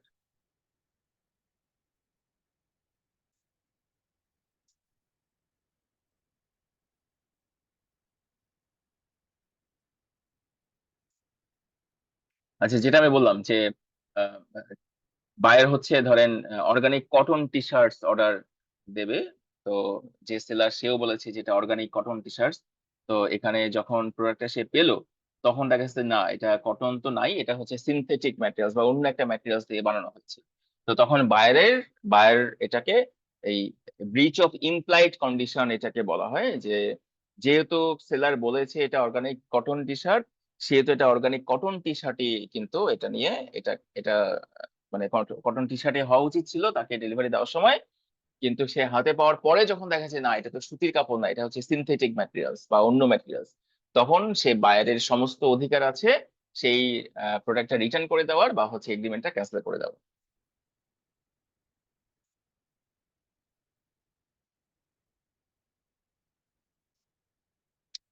আচ্ছা, এখন এই এই যে সেল অফ কন্ট্রাক্ট অ্যাক্ট নিয়ে আমরা আলোচনা করছি, এই সেল পারচেসের ইম্প্যাক্ট বা ইফেক্ট কি হয়।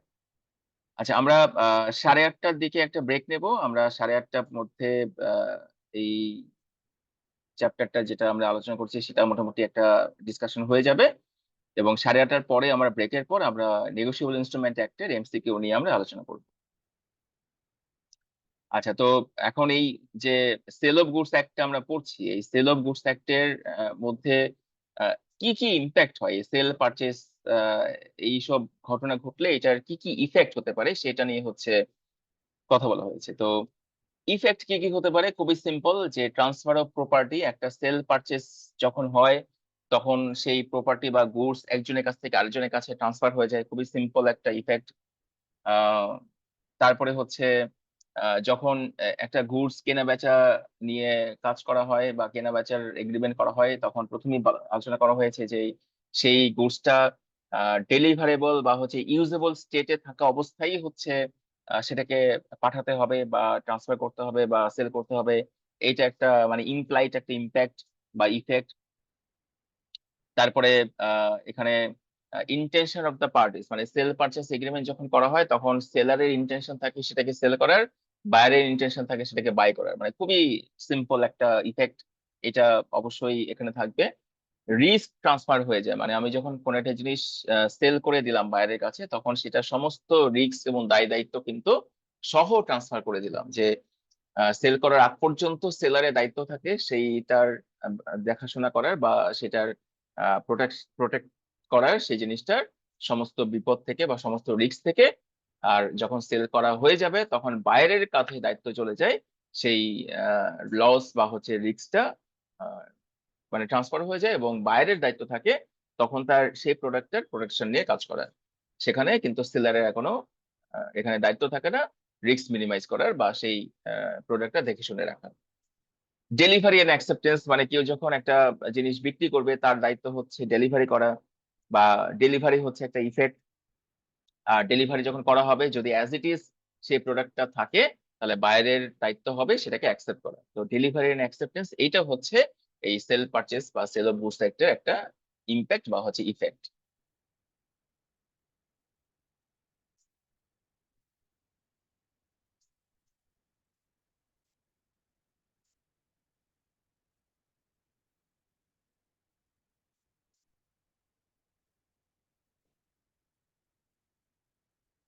আচ্ছা, সেল বাই স্যাম্পল।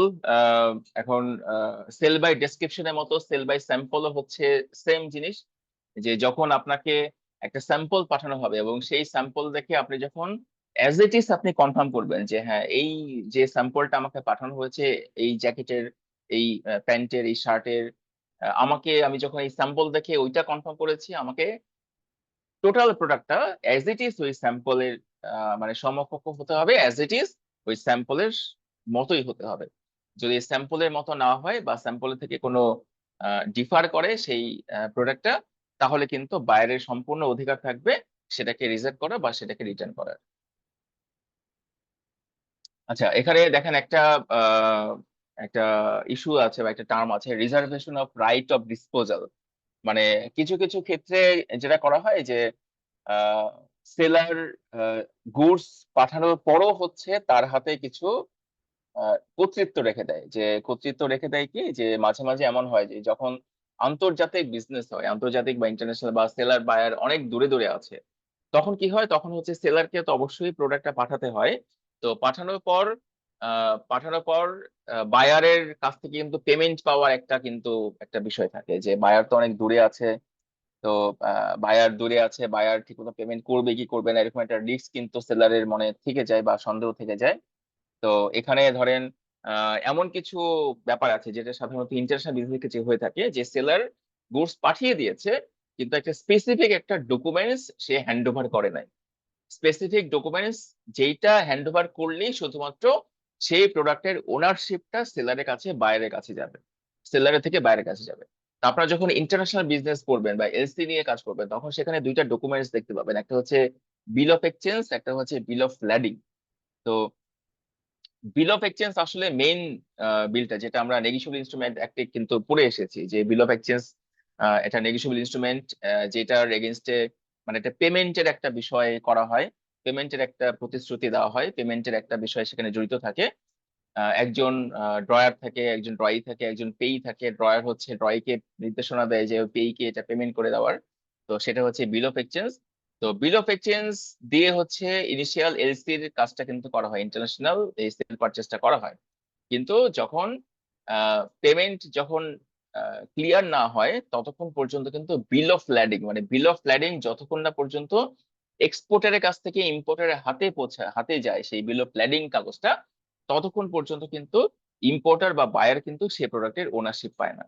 তো এখন যেটা করা হয়, ওই বায়ার বা ইম্পোর্টার সে যখন পেমেন্টটা ক্লিয়ার করবে, তখন ওই বিল অফ ল্যাডিংটা তার হাতে দেওয়া হবে, এবং বিল অফ ল্যাডিংটা দেওয়ার পরে কিন্তু ওনারশিপটা সম্পূর্ণভাবে সেলারের থেকে পারচেজারের কাছে ট্রান্সফার হবে। তো এখানে ইন্টারন্যাশনাল বিজনেস বা হচ্ছে অনেক দূরে দূরে যখন সেলার পারচেজার থাকেন, তখন কিছু কিছু মানে সেলার কিছু স্পেসিফিক ডকুমেন্টেশন বা স্পেসিফিক কিছু কাগজ বা স্পেসিফিক কিছু আহ, এই ফর্ম, আহ, এগুলো হচ্ছে নিজের কর্তৃত্বে রেখে দেয়। যে যতক্ষণ না পর্যন্ত পেমেন্টটা ক্লিয়ার না হচ্ছে, ততক্ষণ পর্যন্ত ওই ওনারশিপ ডকুমেন্টসটা আমি বা সেলার বা এক্সপোর্টার ইম্পোর্টার বা এর কাছে হ্যান্ড ওভার করে না।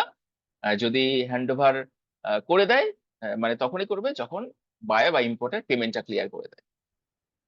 তো এই বিল অফ এক্সচেঞ্জ আর বিল অফ লেন্ডিং এটা নিয়ে আপনারা যখন এলসি নিয়ে কাজ করবেন তখন এইটার আরো ডিটেলসে আপনারা এটার ইম্প্যাক্ট কিন্তু দেখতে পাবেন।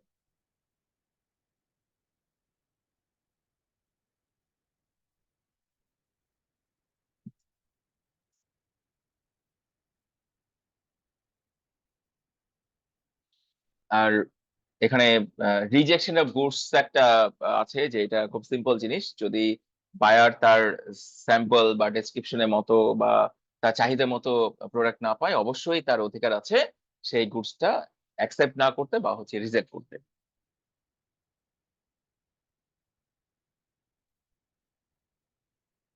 আচ্ছা, ট্রান্সফার অফ টাইটেল আমরা অলরেডি পড়ে ফেলেছি, যে যখন সেল পারচেজ হয়ে যায় তখন সেলের কাছ থেকে পারচেজের কাছে এই ওনারশিপ বা টাইটেলটা কিন্তু ট্রান্সফার হয়ে যায়।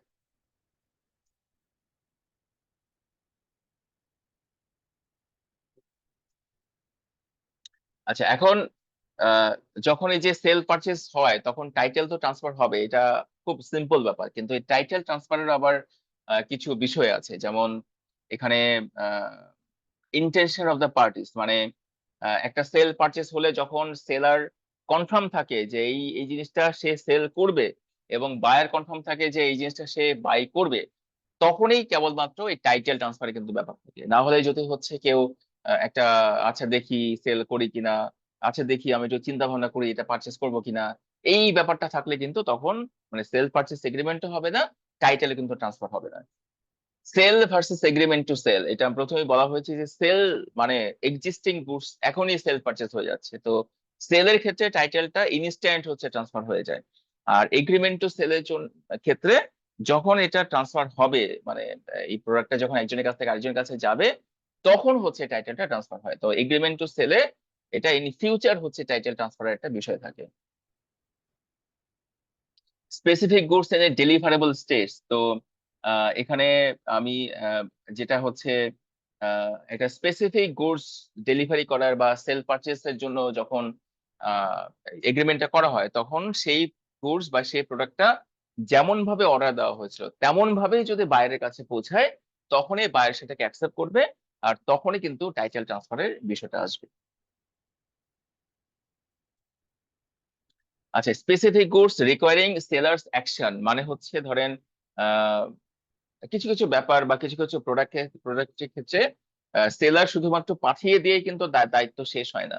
যেমন ধরেন একটা বড় একটা মেশিন, একটা ফ্যাক্টরিতে একটা বড় একটা মেশিন হচ্ছে সেলার বায়ারের কাছে সেল করবে, সেই ফ্যাক্টরি যারা বায়ার বা যারা ইম্পোর্টার তার কাছে সেল করবে বা মালিক। তো এখন সেলারের সাথে বায়ারের দায়িত্ব মানে কথাবার্তা হয়েছে বা এগ্রিমেন্ট হয়েছে যে সেই মেশিনটা তো সেলারকে পাঠাতে হবে, আবার সেই মেশিনটা এখানে এসে তাকে সেট আপ করতে হবে। তো এখন যতক্ষণ না পর্যন্ত সেলার সম্পূর্ণ সেট আপ করে সেই মেশিনটা ফাংশনেবল না করে দিচ্ছে বায়ারের কাছে বা ফ্যাক্টরি মালিকের কাছে, ততক্ষণ পর্যন্ত কিন্তু সেই মেশিনের টাইটেলটা কিন্তু ট্রান্সফার হচ্ছে না। তো সেই জন্য সেলারের ফার্দার অ্যাকশন যখন দরকার হয় একটা প্রোডাক্টে মানে টাইটেলটা ট্রান্সফার করতে বা সম্পূর্ণভাবে সেল এগ্রিমেন্টটা সম্পূর্ণ করতে, ওই ফাংশনটা সম্পূর্ণ না করা পর্যন্ত কিন্তু টাইটেল ট্রান্সফার হবে না।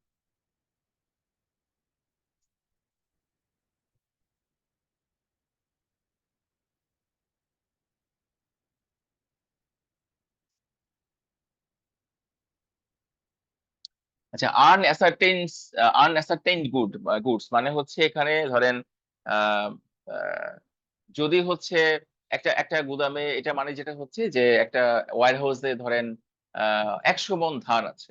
তো 100 মণ ধান বা 100 মণ চাল আছে, সেখান থেকে আমি হচ্ছে 20 কেজি চালের বা 20 মণ চালের অর্ডার দিয়েছি বা 20 মণ ধানের অর্ডার দিয়েছি।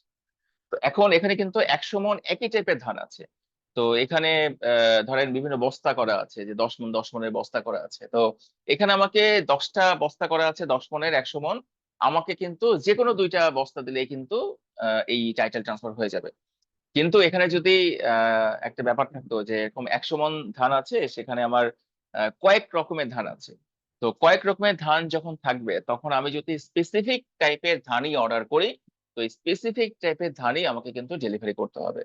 যদি আমাকে ওই স্পেসিফিক টাইপের ধান অর্ডার না করে অন্য টাইপের ধান আমাকে ডেলিভারি দেওয়া হয়, তখন কিন্তু টাইটেলটা কিন্তু ট্রান্সফার হবে না।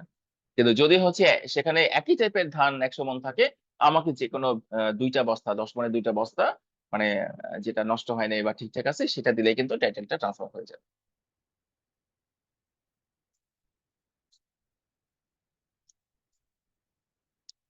আচ্ছা, সেল পারচেসের ক্ষেত্রে আসলে যখন ক্যারিয়ারের কাছে দেওয়া হয়, যে ডেলিভারি বয় বা হচ্ছে ডেলিভারি ম্যানের কাছে যখন দেওয়া হয় প্রোডাক্টটা, তখন কিন্তু টাইটেলটা অনেকটা ট্রান্সফার হয়ে যায়।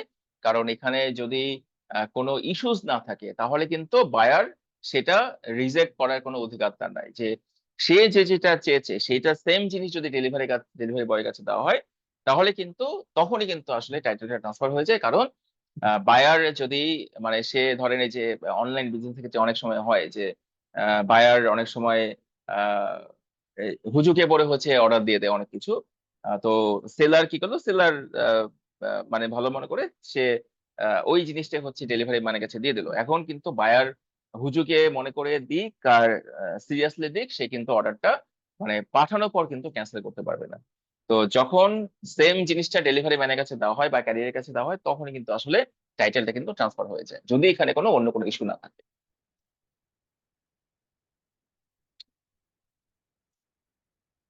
আচ্ছা, সেল অর রিটার্ন, এখানে যদি রিটার্নের একটা অপশন থাকে, তখন যখন বায়ার প্রোডাক্টটা হাতে পাবে, তখন একটা নির্দিষ্ট টাইমের মধ্যে যদি সে রিটার্ন না করে, তখন সে নির্দিষ্ট টাইমের পরে হচ্ছে সেই টাইটেলটা ট্রান্সফার হবে। তো এখানে এই সেলের সাথে যখন রিটার্নের একটা কন্ডিশন থাকে, তখন সেই টাইমটা পার হলে হচ্ছে টাইটেলটা ট্রান্সফার হয়।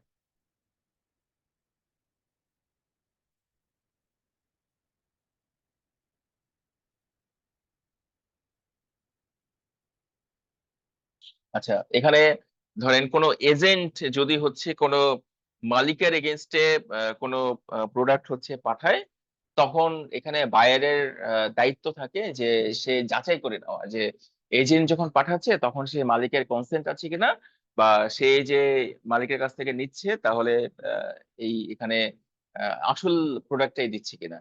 তো যখন বায়ার হচ্ছে কনফার্ম হয়ে এজেন্টের কাছ থেকে বা এজেন্টে পাঠানো প্রোডাক্ট অ্যাকসেপ্ট করবে, তখনই হচ্ছে এই এই ক্ষেত্রে বা এজেন্টের বা নন ওনার যে স্ত্রী যদি যখন সেল করে, তখন যদি বায়ার কনসার্ন থাকে, তখনই হচ্ছে টাইটেলটা হচ্ছে ট্রান্সফার হবে। আর এখানে টাইটেল ট্রান্সফারের সাথে সাথে কিন্তু যে রিস্ক অফ লস বা রিস্ক অফ ড্যামেজ বা যত ধরনের রিস্ক আছে এই রিলেটেড, সবকিছুই কিন্তু সেলারের কাছ থেকে বায়ারের কাছে অটোমেটিক্যালি ট্রান্সফার হয়ে যায়।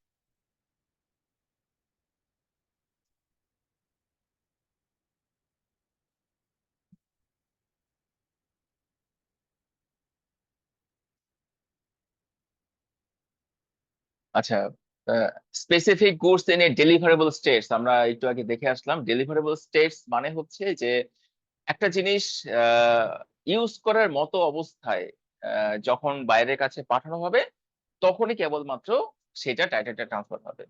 যে ধরেন এখানে কয়েকটা এক্সাম্পল দেওয়া আছে, যে একটা গাড়ি বিক্রি করা হচ্ছে, তো গাড়ি যখন বিক্রি করা হচ্ছে তখন কিন্তু বাইরের নামে রেজিস্ট্রেশন করে হচ্ছে বিক্রি করতে হয় তার কাছে। তো এখন সেলার হচ্ছে শুধুমাত্র গাড়িটা বিক্রি করে দিল, কিন্তু রিলেটেড ডকুমেন্টস বা রেজিস্ট্রেশন ডকুমেন্টস সেটা বায়ের নামে হয় নাই। তার মানে কি, তার মানে গাড়িটা বাইরের কাছে আসলেও সেই গাড়ির টাইটেল কিন্তু বাইরের কাছে যায় নাই।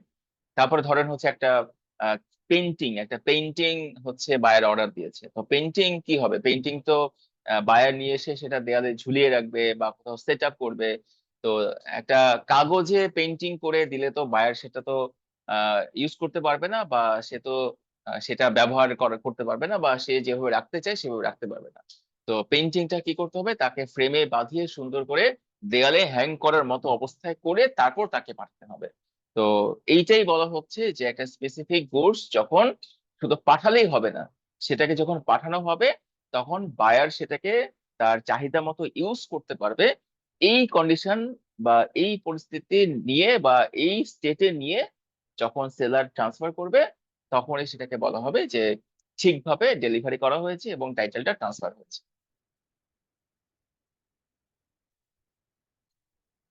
আচ্ছা, এটাও অলরেডি আলোচনা করা হয়েছে যে স্পেসিফিক সেলার অ্যাকশন, এই যে সেট আপ করা, মেশিন সেট আপ করা।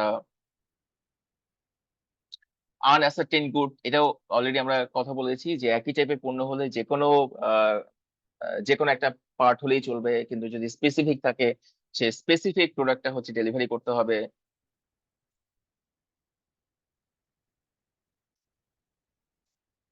আচ্ছা, আমরা প্রায় এটা শেষ পর্যায়ে চলে আসছি। তো এখানে ফাইনালি যেটা বলা হয় যে একটা সেল পারচেজ কন্ট্রাক্ট বা এগ্রিমেন্ট যখন করা হয় তখন এটার মধ্যে কি কি পারফরমেন্স হয়।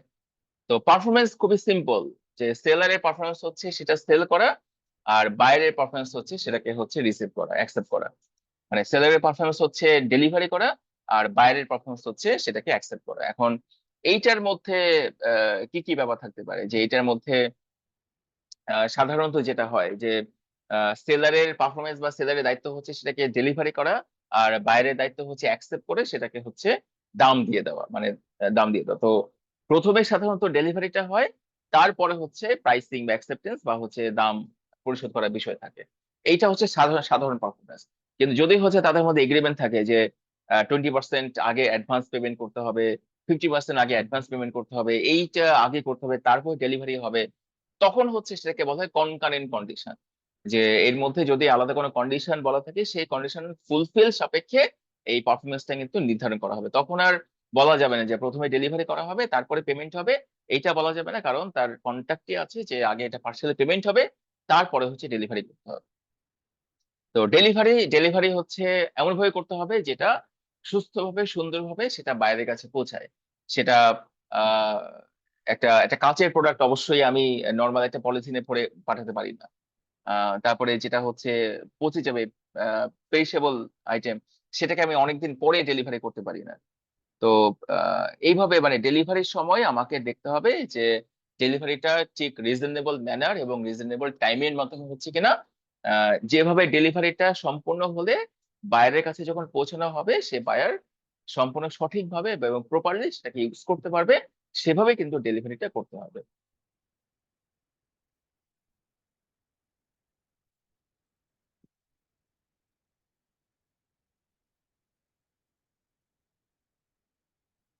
কোয়ালিটি অ্যান্ড ইনস্টলমেন্টস এখানে কোয়ান্টিটি অ্যান্ড ইনস্টলমেন্টস এখানে আসলে যখন আমরা আগে আলোচনা করে ফেলেছি যে একটা ধরেন 100 মণ ধান পাঠানোর কথা ছিল, তো সেলার হচ্ছে ধরেন 30 মণ পাঠালো।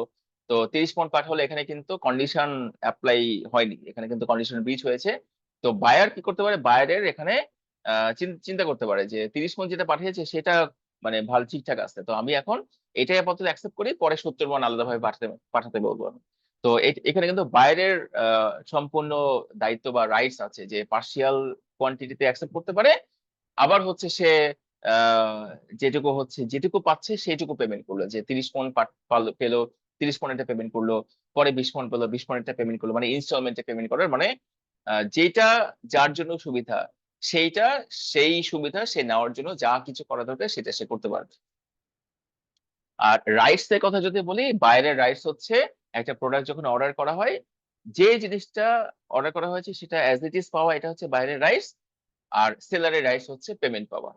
মানে খুবই সিম্পল, এখানে সবকিছু আসলে কমন সেন্স অ্যাপ্লাই করলেই হচ্ছে এখানে আমরা এখানে বুঝতে পারি। রিস্ক এর কথা আমরা অনেকবার কথা বলা হয়েছে, ডেলিভারি কথা বলা হয়েছে। তো এখানে আহ, মানে আমি আরো আরো হচ্ছে ডিটেলস আমি দেখানোর চেষ্টা করেছি। আমার সিনopসিসটা যদি আপনারা পড়েন তাহলে দেখবেন যে এখানে আহ, যা যা আলোচনা করা হয়েছে আমি যথেষ্ট এক্সপ্লেইন করে এখানে আহ, দেওয়ার চেষ্টা করেছি, এবং আমার সিনopসিসটা পড়লে আশা করি আপনাদের সবকিছু মানে কোনো কিছুই আর না বোঝা থাকবে না।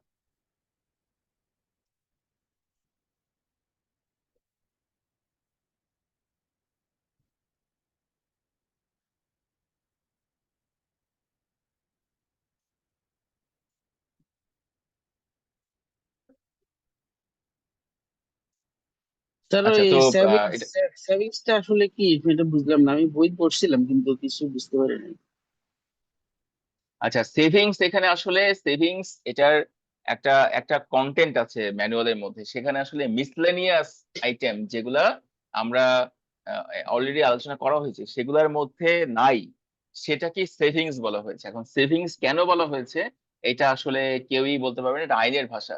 আপনারা জাস্ট মনে রাখেন যে সেভিংস এর মধ্যে থাকবে হচ্ছে যেগুলা এই আমরা যা যা হচ্ছে আলোচনা করা হয়েছে সেইটার মধ্যে মানে ইনক্লুড করা হয়নি। যেমন ধরেন আহ, এটা থাকে কি, এই যে এটার মধ্যে মেইন কথা হচ্ছে যে সেল অফ গুডস অ্যাক্টের মধ্যে যেগুলো ডিফাইন করা হয়েছে অলরেডি, এবং সেল অফ গুডস অ্যাক্ট হওয়ার পরে তো হচ্ছে এই আইনের আন্ডারে সমস্ত বিচার বিবেচনা বা সবকিছু করা হবে। কিন্তু ওই সেভিংস এর মধ্যে যেটা বলা হয় মেনলি, যে মিসলেনিয়াস বা সেভিংস এর মধ্যে, যে এই অ্যাক্ট হওয়ার আগেও যদি হচ্ছে কোনো ইস্যু হয়ে থাকে রিলেটেড, সেটাকে হচ্ছে এই অ্যাক্টের মধ্যে কভার করা যাবে। তো এখানে আহ, এই সেভিংস শব্দটার এখানে কেন এসেছে, এটা আসলে যারা আইন প্রণেতা তারাই বলতে পারবেন। কিন্তু এটার আসলে রিলেট করা যায় না। আপনারা জাস্ট মনে রাখবেন যে এই সেভিংস বা মিসলেনিয়াস এর মধ্যে মেইন কথা হচ্ছে যে এই অ্যাক্টের যখন হয় তখন তারপরে যখন যেসব বিষয়গুলো হয়েছে সেটা তো এই অ্যাক্টের মাধ্যমেই হচ্ছে রিজলভ করা যাবে। আর এই অ্যাক্টের আগে যে বিষয়গুলো হয়েছে যেগুলো এই অ্যাক্টের মধ্যে কাভার করেছে, সেগুলো হচ্ছে এই অ্যাক্টের মাধ্যমে রিজলভ করা যাবে। তো এই ব্যাপারটাই হচ্ছে সেভিংস এর মধ্যে আসে। আর হচ্ছে যখন এই অ্যাক্টের কোনো মডিফিকেশন করা হবে বা হচ্ছে এলাবোরেশন করা হবে, ধরেন আপনারা জানেন যে একটা আইন যখন করা হয় তখন সেই আইনের হচ্ছে বিভিন্ন পরে এসআরও বের করা হয়, বিভিন্ন আলাদাভাবে কোনো রুলস বের করা হয়। তো এমন কোনো এসআরও বা রুলস বের করা যাবে না যেটা হচ্ছে এই আইনের পরিপন্থী বা এই আইনের মূলধারার সাথে কন্ট্রাডিকশন করে। এই সমস্ত কথাবার্তাই হচ্ছে এই সেভিংস টাইটেলের মধ্যে বলা হয়েছে। এখন এইটার কেন সেভিংস নাম দেওয়া হয়েছে এটা আসলে যে আইন প্রণেতা সেই বলতে পারবে। এটা আপনারা জাস্ট মনে রাখেন যে এটার মধ্যে মিসলেনিয়াস কথাবার্তা যেগুলা অলরেডি আমরা যেগুলো আলোচনা করেছি তার মধ্যে কভার করে নাই, এরকম যদি কোনো এসআরও বা সার্কুলার জারি করা হয় তাহলে সেটা করতে পারবে, কিন্তু সেটা এই সেল অফ গুডস অ্যাক্টের মূল থিমের সাথে যাবে না বা মূল থিমের সাথে কন্ট্রাডিক্ট হবে না। এরকম কোনো মানে কন্ট্রাডিক্ট করবে এরকম কোনো এসআরও বা সার্কুলার জারি করা যাবে না। এই ব্যাপারগুলো হচ্ছে এটার মধ্যে বলা হচ্ছে। এটা তেমন আসলে ইম্পর্টেন্ট কিছু না। এটা এটা ধরে রাখেন আপনারা হচ্ছে মিসলেনিয়াস, মানে আলগা কথাবার্তা আর কি। যে প্রত্যেকটা আইনে হচ্ছে শেষের দিকে দেখবেন যে কিছু নর্মাল কথাবার্তা থাকে, যেমন ইনকাম ট্যাক্সের কথাবার্তা আছে যে এই এক যদি বাংলাতেও বঙ্গনুবাদ করা হয় সেম অর্থ থাকবে, ইংলিশেও যদি করা হয় সেম অর্থ থাকবে। যখন হচ্ছে এটার কোনো মডিফিকেশন বা সার্কুলার করা হবে এই আইনের পরিপন্থী কিছু করা যাবে না, এই টাইপের ব্যাপারগুলো হচ্ছে মানে লাস্টের দিকে বলা হয়। তো এটাকে আসলে মিসলেনিয়াস বলা হয়। সেই মিসলেনিয়াসটা কি মনে হয় একটা সেভিংস নাম দেওয়া হয়েছে, কিন্তু কেন এটার নাম সেভিংস এইটা আসলে আইন প্রণেতারাই বলতে পারবে। ঠিক আছে, এটা আসলে কি কি কন্টেন্ট সেটা বললাম, সেটাই জাস্ট মাথায় রাখেন, আর কিছু নাই। ওকে, ওকে স্যার। স্যার হ্যাঁ বলেন। স্যার ওই তফসিল যে জিনিসটা, এটা অ্যাকচুয়ালি কি স্যার? আইনের সাথে যেটা প্রোভাইড করা হয়, এটার কাজ কি অ্যাকচুয়ালি? না, তফসিল হচ্ছে আইনের পার্ট। যেমন হচ্ছে আপনারা তফসিলটা সব থেকে বেশি পাবেন হচ্ছে ইনকাম ট্যাক্সের সাথে। ইনকাম ট্যাক্সের ফার্স্ট শিডিউল, তফসিল মানে শিডিউল। ইনকাম ট্যাক্সের আছে, ভ্যাট এনে আছে first schedule, second schedule, third schedule. তো এখন তফসিলের মাধ্যমে হচ্ছে কিছু স্পেসিফিক জিনিস মানে এটা লিস্ট করা হয় যে ইনকাম ট্যাক্সের যে শিডিউল গুলো সেখানে বলা আছে যে ট্যাক্স এক্সেম্পটেড কোন কোন ইনকাম, রিবেটেবল কোনগুলো ইনকাম, কোনটা ডেপ্রিসিয়েশন কত হবে। এখন ধরেন এই যে এই বিষয়গুলো যদি মেইন আইনের মধ্যে ঢুকানো হয় তাহলে আইন কিন্তু বিশাল হয়ে যাবে। তো আইন যেটা বলে যে ফান্ডামেন্টাল জিনিস আমাকে হচ্ছে এইটা করতে হবে। এখন এইটা এইটা করতে হবে, এখন কিভাবে করতে হবে এটার ডিটেলসটা কি, এইটা হচ্ছে রুলস দিয়েও প্রকাশ করা হয়, আবার হচ্ছে শিডিউল দিয়েও প্রকাশ করা হয়। তো শিডিউল, রুলস, এগুলো হচ্ছে মেইন আইনের বিভিন্ন এলাবোরেশন। যদি সেই বিষয়গুলো আইনের ওই স্পেশাল সেকশনের মধ্যে ইনক্লুড করা হতো তাহলে মেইন আইনটা অনেক বড় হয়ে যেত। তাহলে মেইন আইনের যে মূল কথাটা সেইটার কনসেপ্টটা ধরাটা বা মর্মার্থ ধরাটা মানে কঠিন হয়ে যেত। সেই জন্য যেটা করা হয়, যেগুলো এলাবোরেটিভ জিনিস, যেটাকে আরো ডেসক্রিপটিভ ভাবে বলা উচিত ক্লায়েন্টের কাছে বা মানুষের কাছে, তো সেটাকে রুলস দিয়ে ডেসক্রাইব করা হয়। আবার হচ্ছে বিভিন্ন শিডিউল দিয়ে ডিসক্রাইব করা হয়।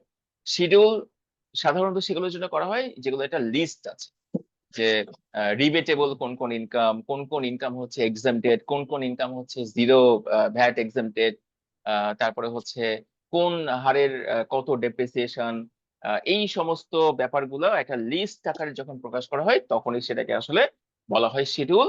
আর এই first schedule, second schedule, third schedule, fourth schedule, এইভাবে বিভিন্ন ক্যারেক্টারিস্টিক্স অনুযায়ী শিডিউলকে হচ্ছে নাম্বারিং করা হয়। তো এটা হচ্ছে মেইন আইনের একটা এলাবোরেটিভ পার্ট, একটা হচ্ছে অ্যাডিশনাল পার্ট। তো মেইন আইনটাকে বড় না করার জন্য এইগুলাকে আলাদাভাবে দেখানো হয়, এটাই হচ্ছে শিডিউল বা তফসিল। ঠিক আছে। জি স্যার, আর আরেকটা বিষয় হলো যে ওই share and stock same thing, but এটার মধ্যে তাও ছোট একটা ডিফারেন্স আছে। এই ডিফারেন্সটা কি স্যার? শেয়ার আর স্টক, জি স্যার।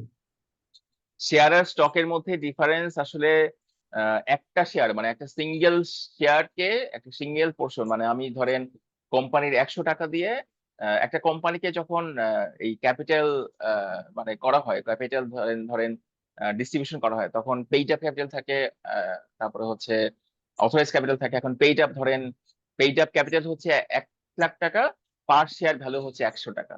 মানে ধরেন 1000 টাকা হচ্ছে টোটাল পেইড আপ ক্যাপিটাল, 100 টাকা হচ্ছে পার শেয়ারের দাম। তো 100 টাকা যদি পার শেয়ারের দাম হয়, তাহলে এখানে আসলে 10টা শেয়ার থাকবে। তো এই 10টা শেয়ার যদি 10জন যদি কিনে, তাহলে সেখানে প্রত্যেকে বলতে পারবে যে আমি একটা শেয়ার হোল্ডার, মানে একটা শেয়ারের একজন হোল্ডার আমি। আর স্টক হচ্ছে যখন এই লটে বিক্রি করা হয়, যে ধরেন 3টা শেয়ার কোম্পানি কি করবে, কোম্পানি হচ্ছে একটা শেয়ার একজনের কাছে বিক্রি করবে না, একটা শেয়ার একজনের কাছে বিক্রি করলে 10জন শেয়ার হোল্ডার তার ভিতরে হয়ে যাবে। তো 10জন শেয়ার হোল্ডার হলে 10জন শেয়ার হোল্ডার ডিরেক্টর, 10টা মাথা, অনেক সমস্যার সৃষ্টি হবে। তখন সে কি করবে, কোম্পানি প্ল্যান করলো বা মেমোরেন্ডামে উল্লেখ করে দিল যে এখানে 3টা করে বা 5টা করে লটে হচ্ছে কিনতে হবে। তো 5টা করে লটে কিনলে কি হবে, সেখানে জাস্ট মাত্র 2টা শেয়ার হোল্ডার থাকবে, যে 5টা একজন কিনেছে, একজন হচ্ছে 5টা কিনেছে। তো সেখানে 2জন শেয়ার হোল্ডার থাকলো, 2জন শেয়ার হোল্ডার হলে সেখানে শেয়ার হোল্ডার নাম্বার কম হলো, সেখানে ডিসিশন মেকিং কিন্তু ইজি হবে। যে 10 জনের 10 মাথা থেকে 10 রকম কথা বের হবে, তার থেকে ভালো হয় যে 2জন এমন 2জনের কাছে বিক্রি করলাম যারা হচ্ছে ডিসিশন মেকিংটা খুব ইজিলি করতে পারবে। তো যখন হচ্ছে শেয়ার অনেকগুলা মানে লটে বিক্রি করা হয়, একটা সিঙ্গেল শেয়ার বিক্রি না করে কয়েকটা শেয়ার মিলে একটা লট বানিয়ে বিক্রি করা হয়, তখনই সেটাকে আসলে স্টক বলা হয়। জি স্যার, ঠিক ওই আছে। লটের যে বিষয় ছিল সেটা আগে মেবি অ্যাপ্লিকেবল হতো, এখন তো আর লট প্রথাটা নাই না স্যার? না না, এখন এখন আসলে লট প্রথাটা নাই। এখন হচ্ছে ধরেন শেয়ার, কেউ একটা শেয়ার কিনেও হচ্ছে কোম্পানি ওনার হতে পারবে, আবার হচ্ছে কেউ মানে 10টা শেয়ার কিনেও করতে পারবে কোম্পানির। এটা ইচ্ছা মতো, যে কোম্পানি যখন শেয়ার ছাড়ে তখন সবাইকে ইনভাইট করা হয় যে শেয়ার কেনার জন্য। তখন যে যার সামর্থ্য মতো অফার দেয়, মানে কোম্পানি অফার দেয়, তারপর কেউ অ্যাকসেপ্ট করে, কত অ্যাকসেপ্ট করলো, সে যত টাকা অ্যাকসেপ্ট করলো সে অত টাকা শেয়ার হোল্ডিং হয়ে গেল আর কি। এটা আসলে লিস্টেড কোম্পানির জন্য যে সিম্পল। আমরা ধরেন আমার আহ সামর্থ্য আছে 1 লাখ টাকা ইনভেস্ট করা শেয়ার মার্কেটে, মানে 1 লাখ টাকার যদি হচ্ছে পার শেয়ার ভ্যালু হচ্ছে 1000 টাকা হয়, আমি সেই 1 লাখ টাকাকে 1000 টাকা দিয়ে ভাগ করলে যে কটা শেয়ার হয় সেই কটা শেয়ারের মালিক। আবার যদি পার শেয়ার ভ্যালু 100 টাকা হয়, তাহলে আমার লটটা বেড়ে যাচ্ছে। তো লটটা ডিরেক্টলি না হলেও এটা ইনডিরেক্টলি আছে, যে আমি যত টাকা ইনভেস্ট করলাম সেটাকে যদি পার শেয়ার ভ্যালু দিয়ে ভাগ করি, ওই অতগুলো শেয়ারের মালিক হচ্ছে আমি। তো অতগুলা শেয়ারের মালিক মানে ওই একটা লটের মালিক হচ্ছে আমি। কিন্তু লট হিসাবে এখন কোম্পানি বিক্রি করে না, এখন কোম্পানি ওই লট কনসেপ্টটাই নাই। এখানে শেয়ার, প্রত্যেকটা শেয়ারের দাম সবাই জানে, প্রত্যেকটা শেয়ারের ভ্যালু সবাই জানে। এখানে কেউ ইচ্ছা করলে একটা শেয়ারও কিনতে পারে, আবার হচ্ছে অনেকগুলো শেয়ারও কিনতে পারে। এটা হচ্ছে বিষয়। জি স্যার, আর আপনার কি স্যার ওই বিজনেস ল এন্ড পার্টনারশিপ অ্যাক্টের উপর কি স্লাইড আছে স্যার? না, পার্টনারশিপ এক তো আমি করাই না। তারপরে হচ্ছে আমি দেখবো যে কিছু দেওয়া যায় কিনা। ঠিক আছে, কারণ পার্টনারশিপ এক তো আরেকজন, পার্টনারশিপ কোম্পানি এক হচ্ছে আরেকজন, আহ আরেক সম্ভবত তানভীর ভাই আপনাদের করান জি আর কি। স্যার। তো দেখি যদি হচ্ছে আমার কিছু থাকে আমি শেয়ার করবো। ঠিক আছে। ওকে স্যার, আর একটা বিষয় হলো আপনি সেলস নিয়ে যখন ডিসকাশন করছিলেন তখন এনএভি তে বলেছিলেন যে একজন, সরি হুম হচ্ছে হুম থার্ড হুম থার্ড পার্টির বিষয় বলেছিলেন। হুম তো হুম হুম। এনএভিটা তো অ্যাকচুয়ালি কোম্পানি যে ফিনান্সিয়াল আছে ওইগুলা থেকেই তো এক্সট্রাক্ট করা হয়, তাই না স্যার? হ্যাঁ নাকি? হ্যাঁ, ওখান থেকে এক্সট্রাক্ট করা হয়। না না, ওখান থেকে এক্সট্রাক্ট করা হয়, কিন্তু ধরেন অ্যাসেট এর ভ্যালু যেটা দেখাচ্ছে সেইটাই কি ফাইনাল, তারপর লাইবিলিটি যেটা দেখাচ্ছে সেইটাই কি ফাইনাল। এখন এটা হতে পারে যে যখন সেল পারচেজ এগ্রিমেন্ট করা হয় তখন তারা সিদ্ধান্ত নেয় যে লেটেস্ট অডিটেড ফাইন্যান্সিয়াল স্টেটমেন্টস এর উপর ভিত্তি করে এনএভি যেটা আসবে সেটা ধরেই সেল পারচেজ করা হবে, এটার একটা অপশন হতে পারে। আবার তারা করতে পারে কি না, আমি হচ্ছে মানে যে বিক্রি করবে সে বলবে যে না, আমার এখানে যে অনেক ল্যান্ড আছে, এটার হচ্ছে ভ্যালুয়েশন তো এখন যা দেখানো আছে তার থেকে তো অনেক বেশি হবে, তখন আমি রিভ্যালু করিয়ে নিলাম। তখন একজন অডিটর বা একটা ভ্যালুয়েটর দিয়ে রিভ্যালু করে নিলাম, তারপর সেটার উপর ভিত্তি করে হচ্ছে এনএভি বের করলাম। এটা দুইটাই হতে পারে, একটা হচ্ছে লেটেস্ট অডিটেড ফাইন্যান্সিয়াল স্টেটমেন্টস এর উপর ভিত্তি করে হতে পারে, আবার হচ্ছে রিভ্যালুড অ্যামাউন্টের উপর ভিত্তি করে হতে পারে, যে অ্যাসেটের ভ্যালু রিঅ্যাসেস করা, লায়াবিলিটি ভ্যালু রিঅ্যাসেস করা, এবং রিঅ্যাসেসড অ্যাসেট লায়াবিলিটির উপর ভিত্তি করে রিঅ্যাসেসড এনএভি বের করে, সেটার উপরও কিন্তু ভ্যালুয়েশন হতে পারে। এটা আসলে যারা কেনা বেচা করছে তাদের মিউচুয়াল এগ্রিমেন্টের উপরে এটা নির্ধারণ করা হয়। জি স্যার, থ্যাংক ইউ। ঠিক আছে, আমরা কিছুক্ষণ ব্রেক নিই 10-15 মিনিটে, তারপরে আমরা নেগোশিয়েবল ইনস্ট্রুমেন্ট অ্যাক্টের কিছু এমসিকিউ নিয়ে আমরা আলোচনা করব। স্যার বিভিন্ন পয়েন্টে দেখলাম আপনার রিজনেবল টাইমটা আমাদের হ্যাঁ, এখানে বইতে লেখা দেয় নেই। না আছে আছে, রিজনেবল টাইম আছে। এখানে হচ্ছে ডেলিভারির সময় রিজনেবল টাইম, আপনি একটা জিনিস হচ্ছে পচে যাবে একদিন দেরি করলেই, সেটা আপনি 7 দিন পর পাঠাতে পারেন না। তারপর হচ্ছে আপনার আর্জেন্ট দরকার, আপনি বলেছেন যে আজকেই আমার 12টার মধ্যে লাগবে, সেটাকে আপনি 2 দিন পরে পাঠাতে পারেন না।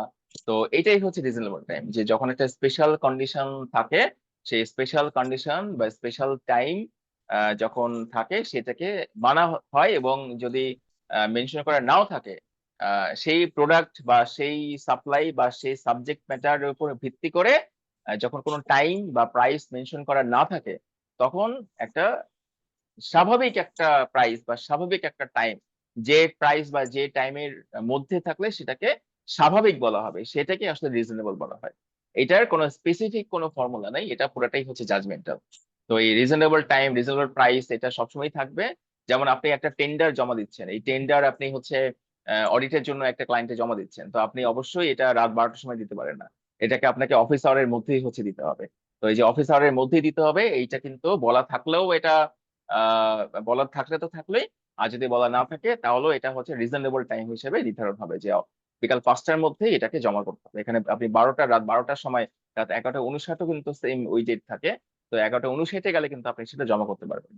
তো রিজনেবল টাইম, রিজনেবল প্রাইস, এই ব্যাপারগুলো আসলে আইনের সাথে থাকে। এখানে যেখানে আইন কোনো কিছু স্পেসিফাই করে না বা করতে পারে না, বা আইনগুলো একটা ফাঁক রেখে দেয়, যে যেখানে কোনো স্পেসিফিকেশন থাকবে না, সেখানে সব পার্টিদের এই মানে এই আন্ডারস্ট্যান্ডিং এর উপর ভিত্তি করে একটা স্বাভাবিক বা লজিক্যাল একটা টাইম বা প্রাইস নির্ধারণ করতে হবে, সেটাকেই বলা হয় রিজনেবল প্রাইস এবং টাইম। এটা এটা এটা সবখানেই অ্যাপ্লিকেবল। ওকে, ধন্যবাদ স্যার।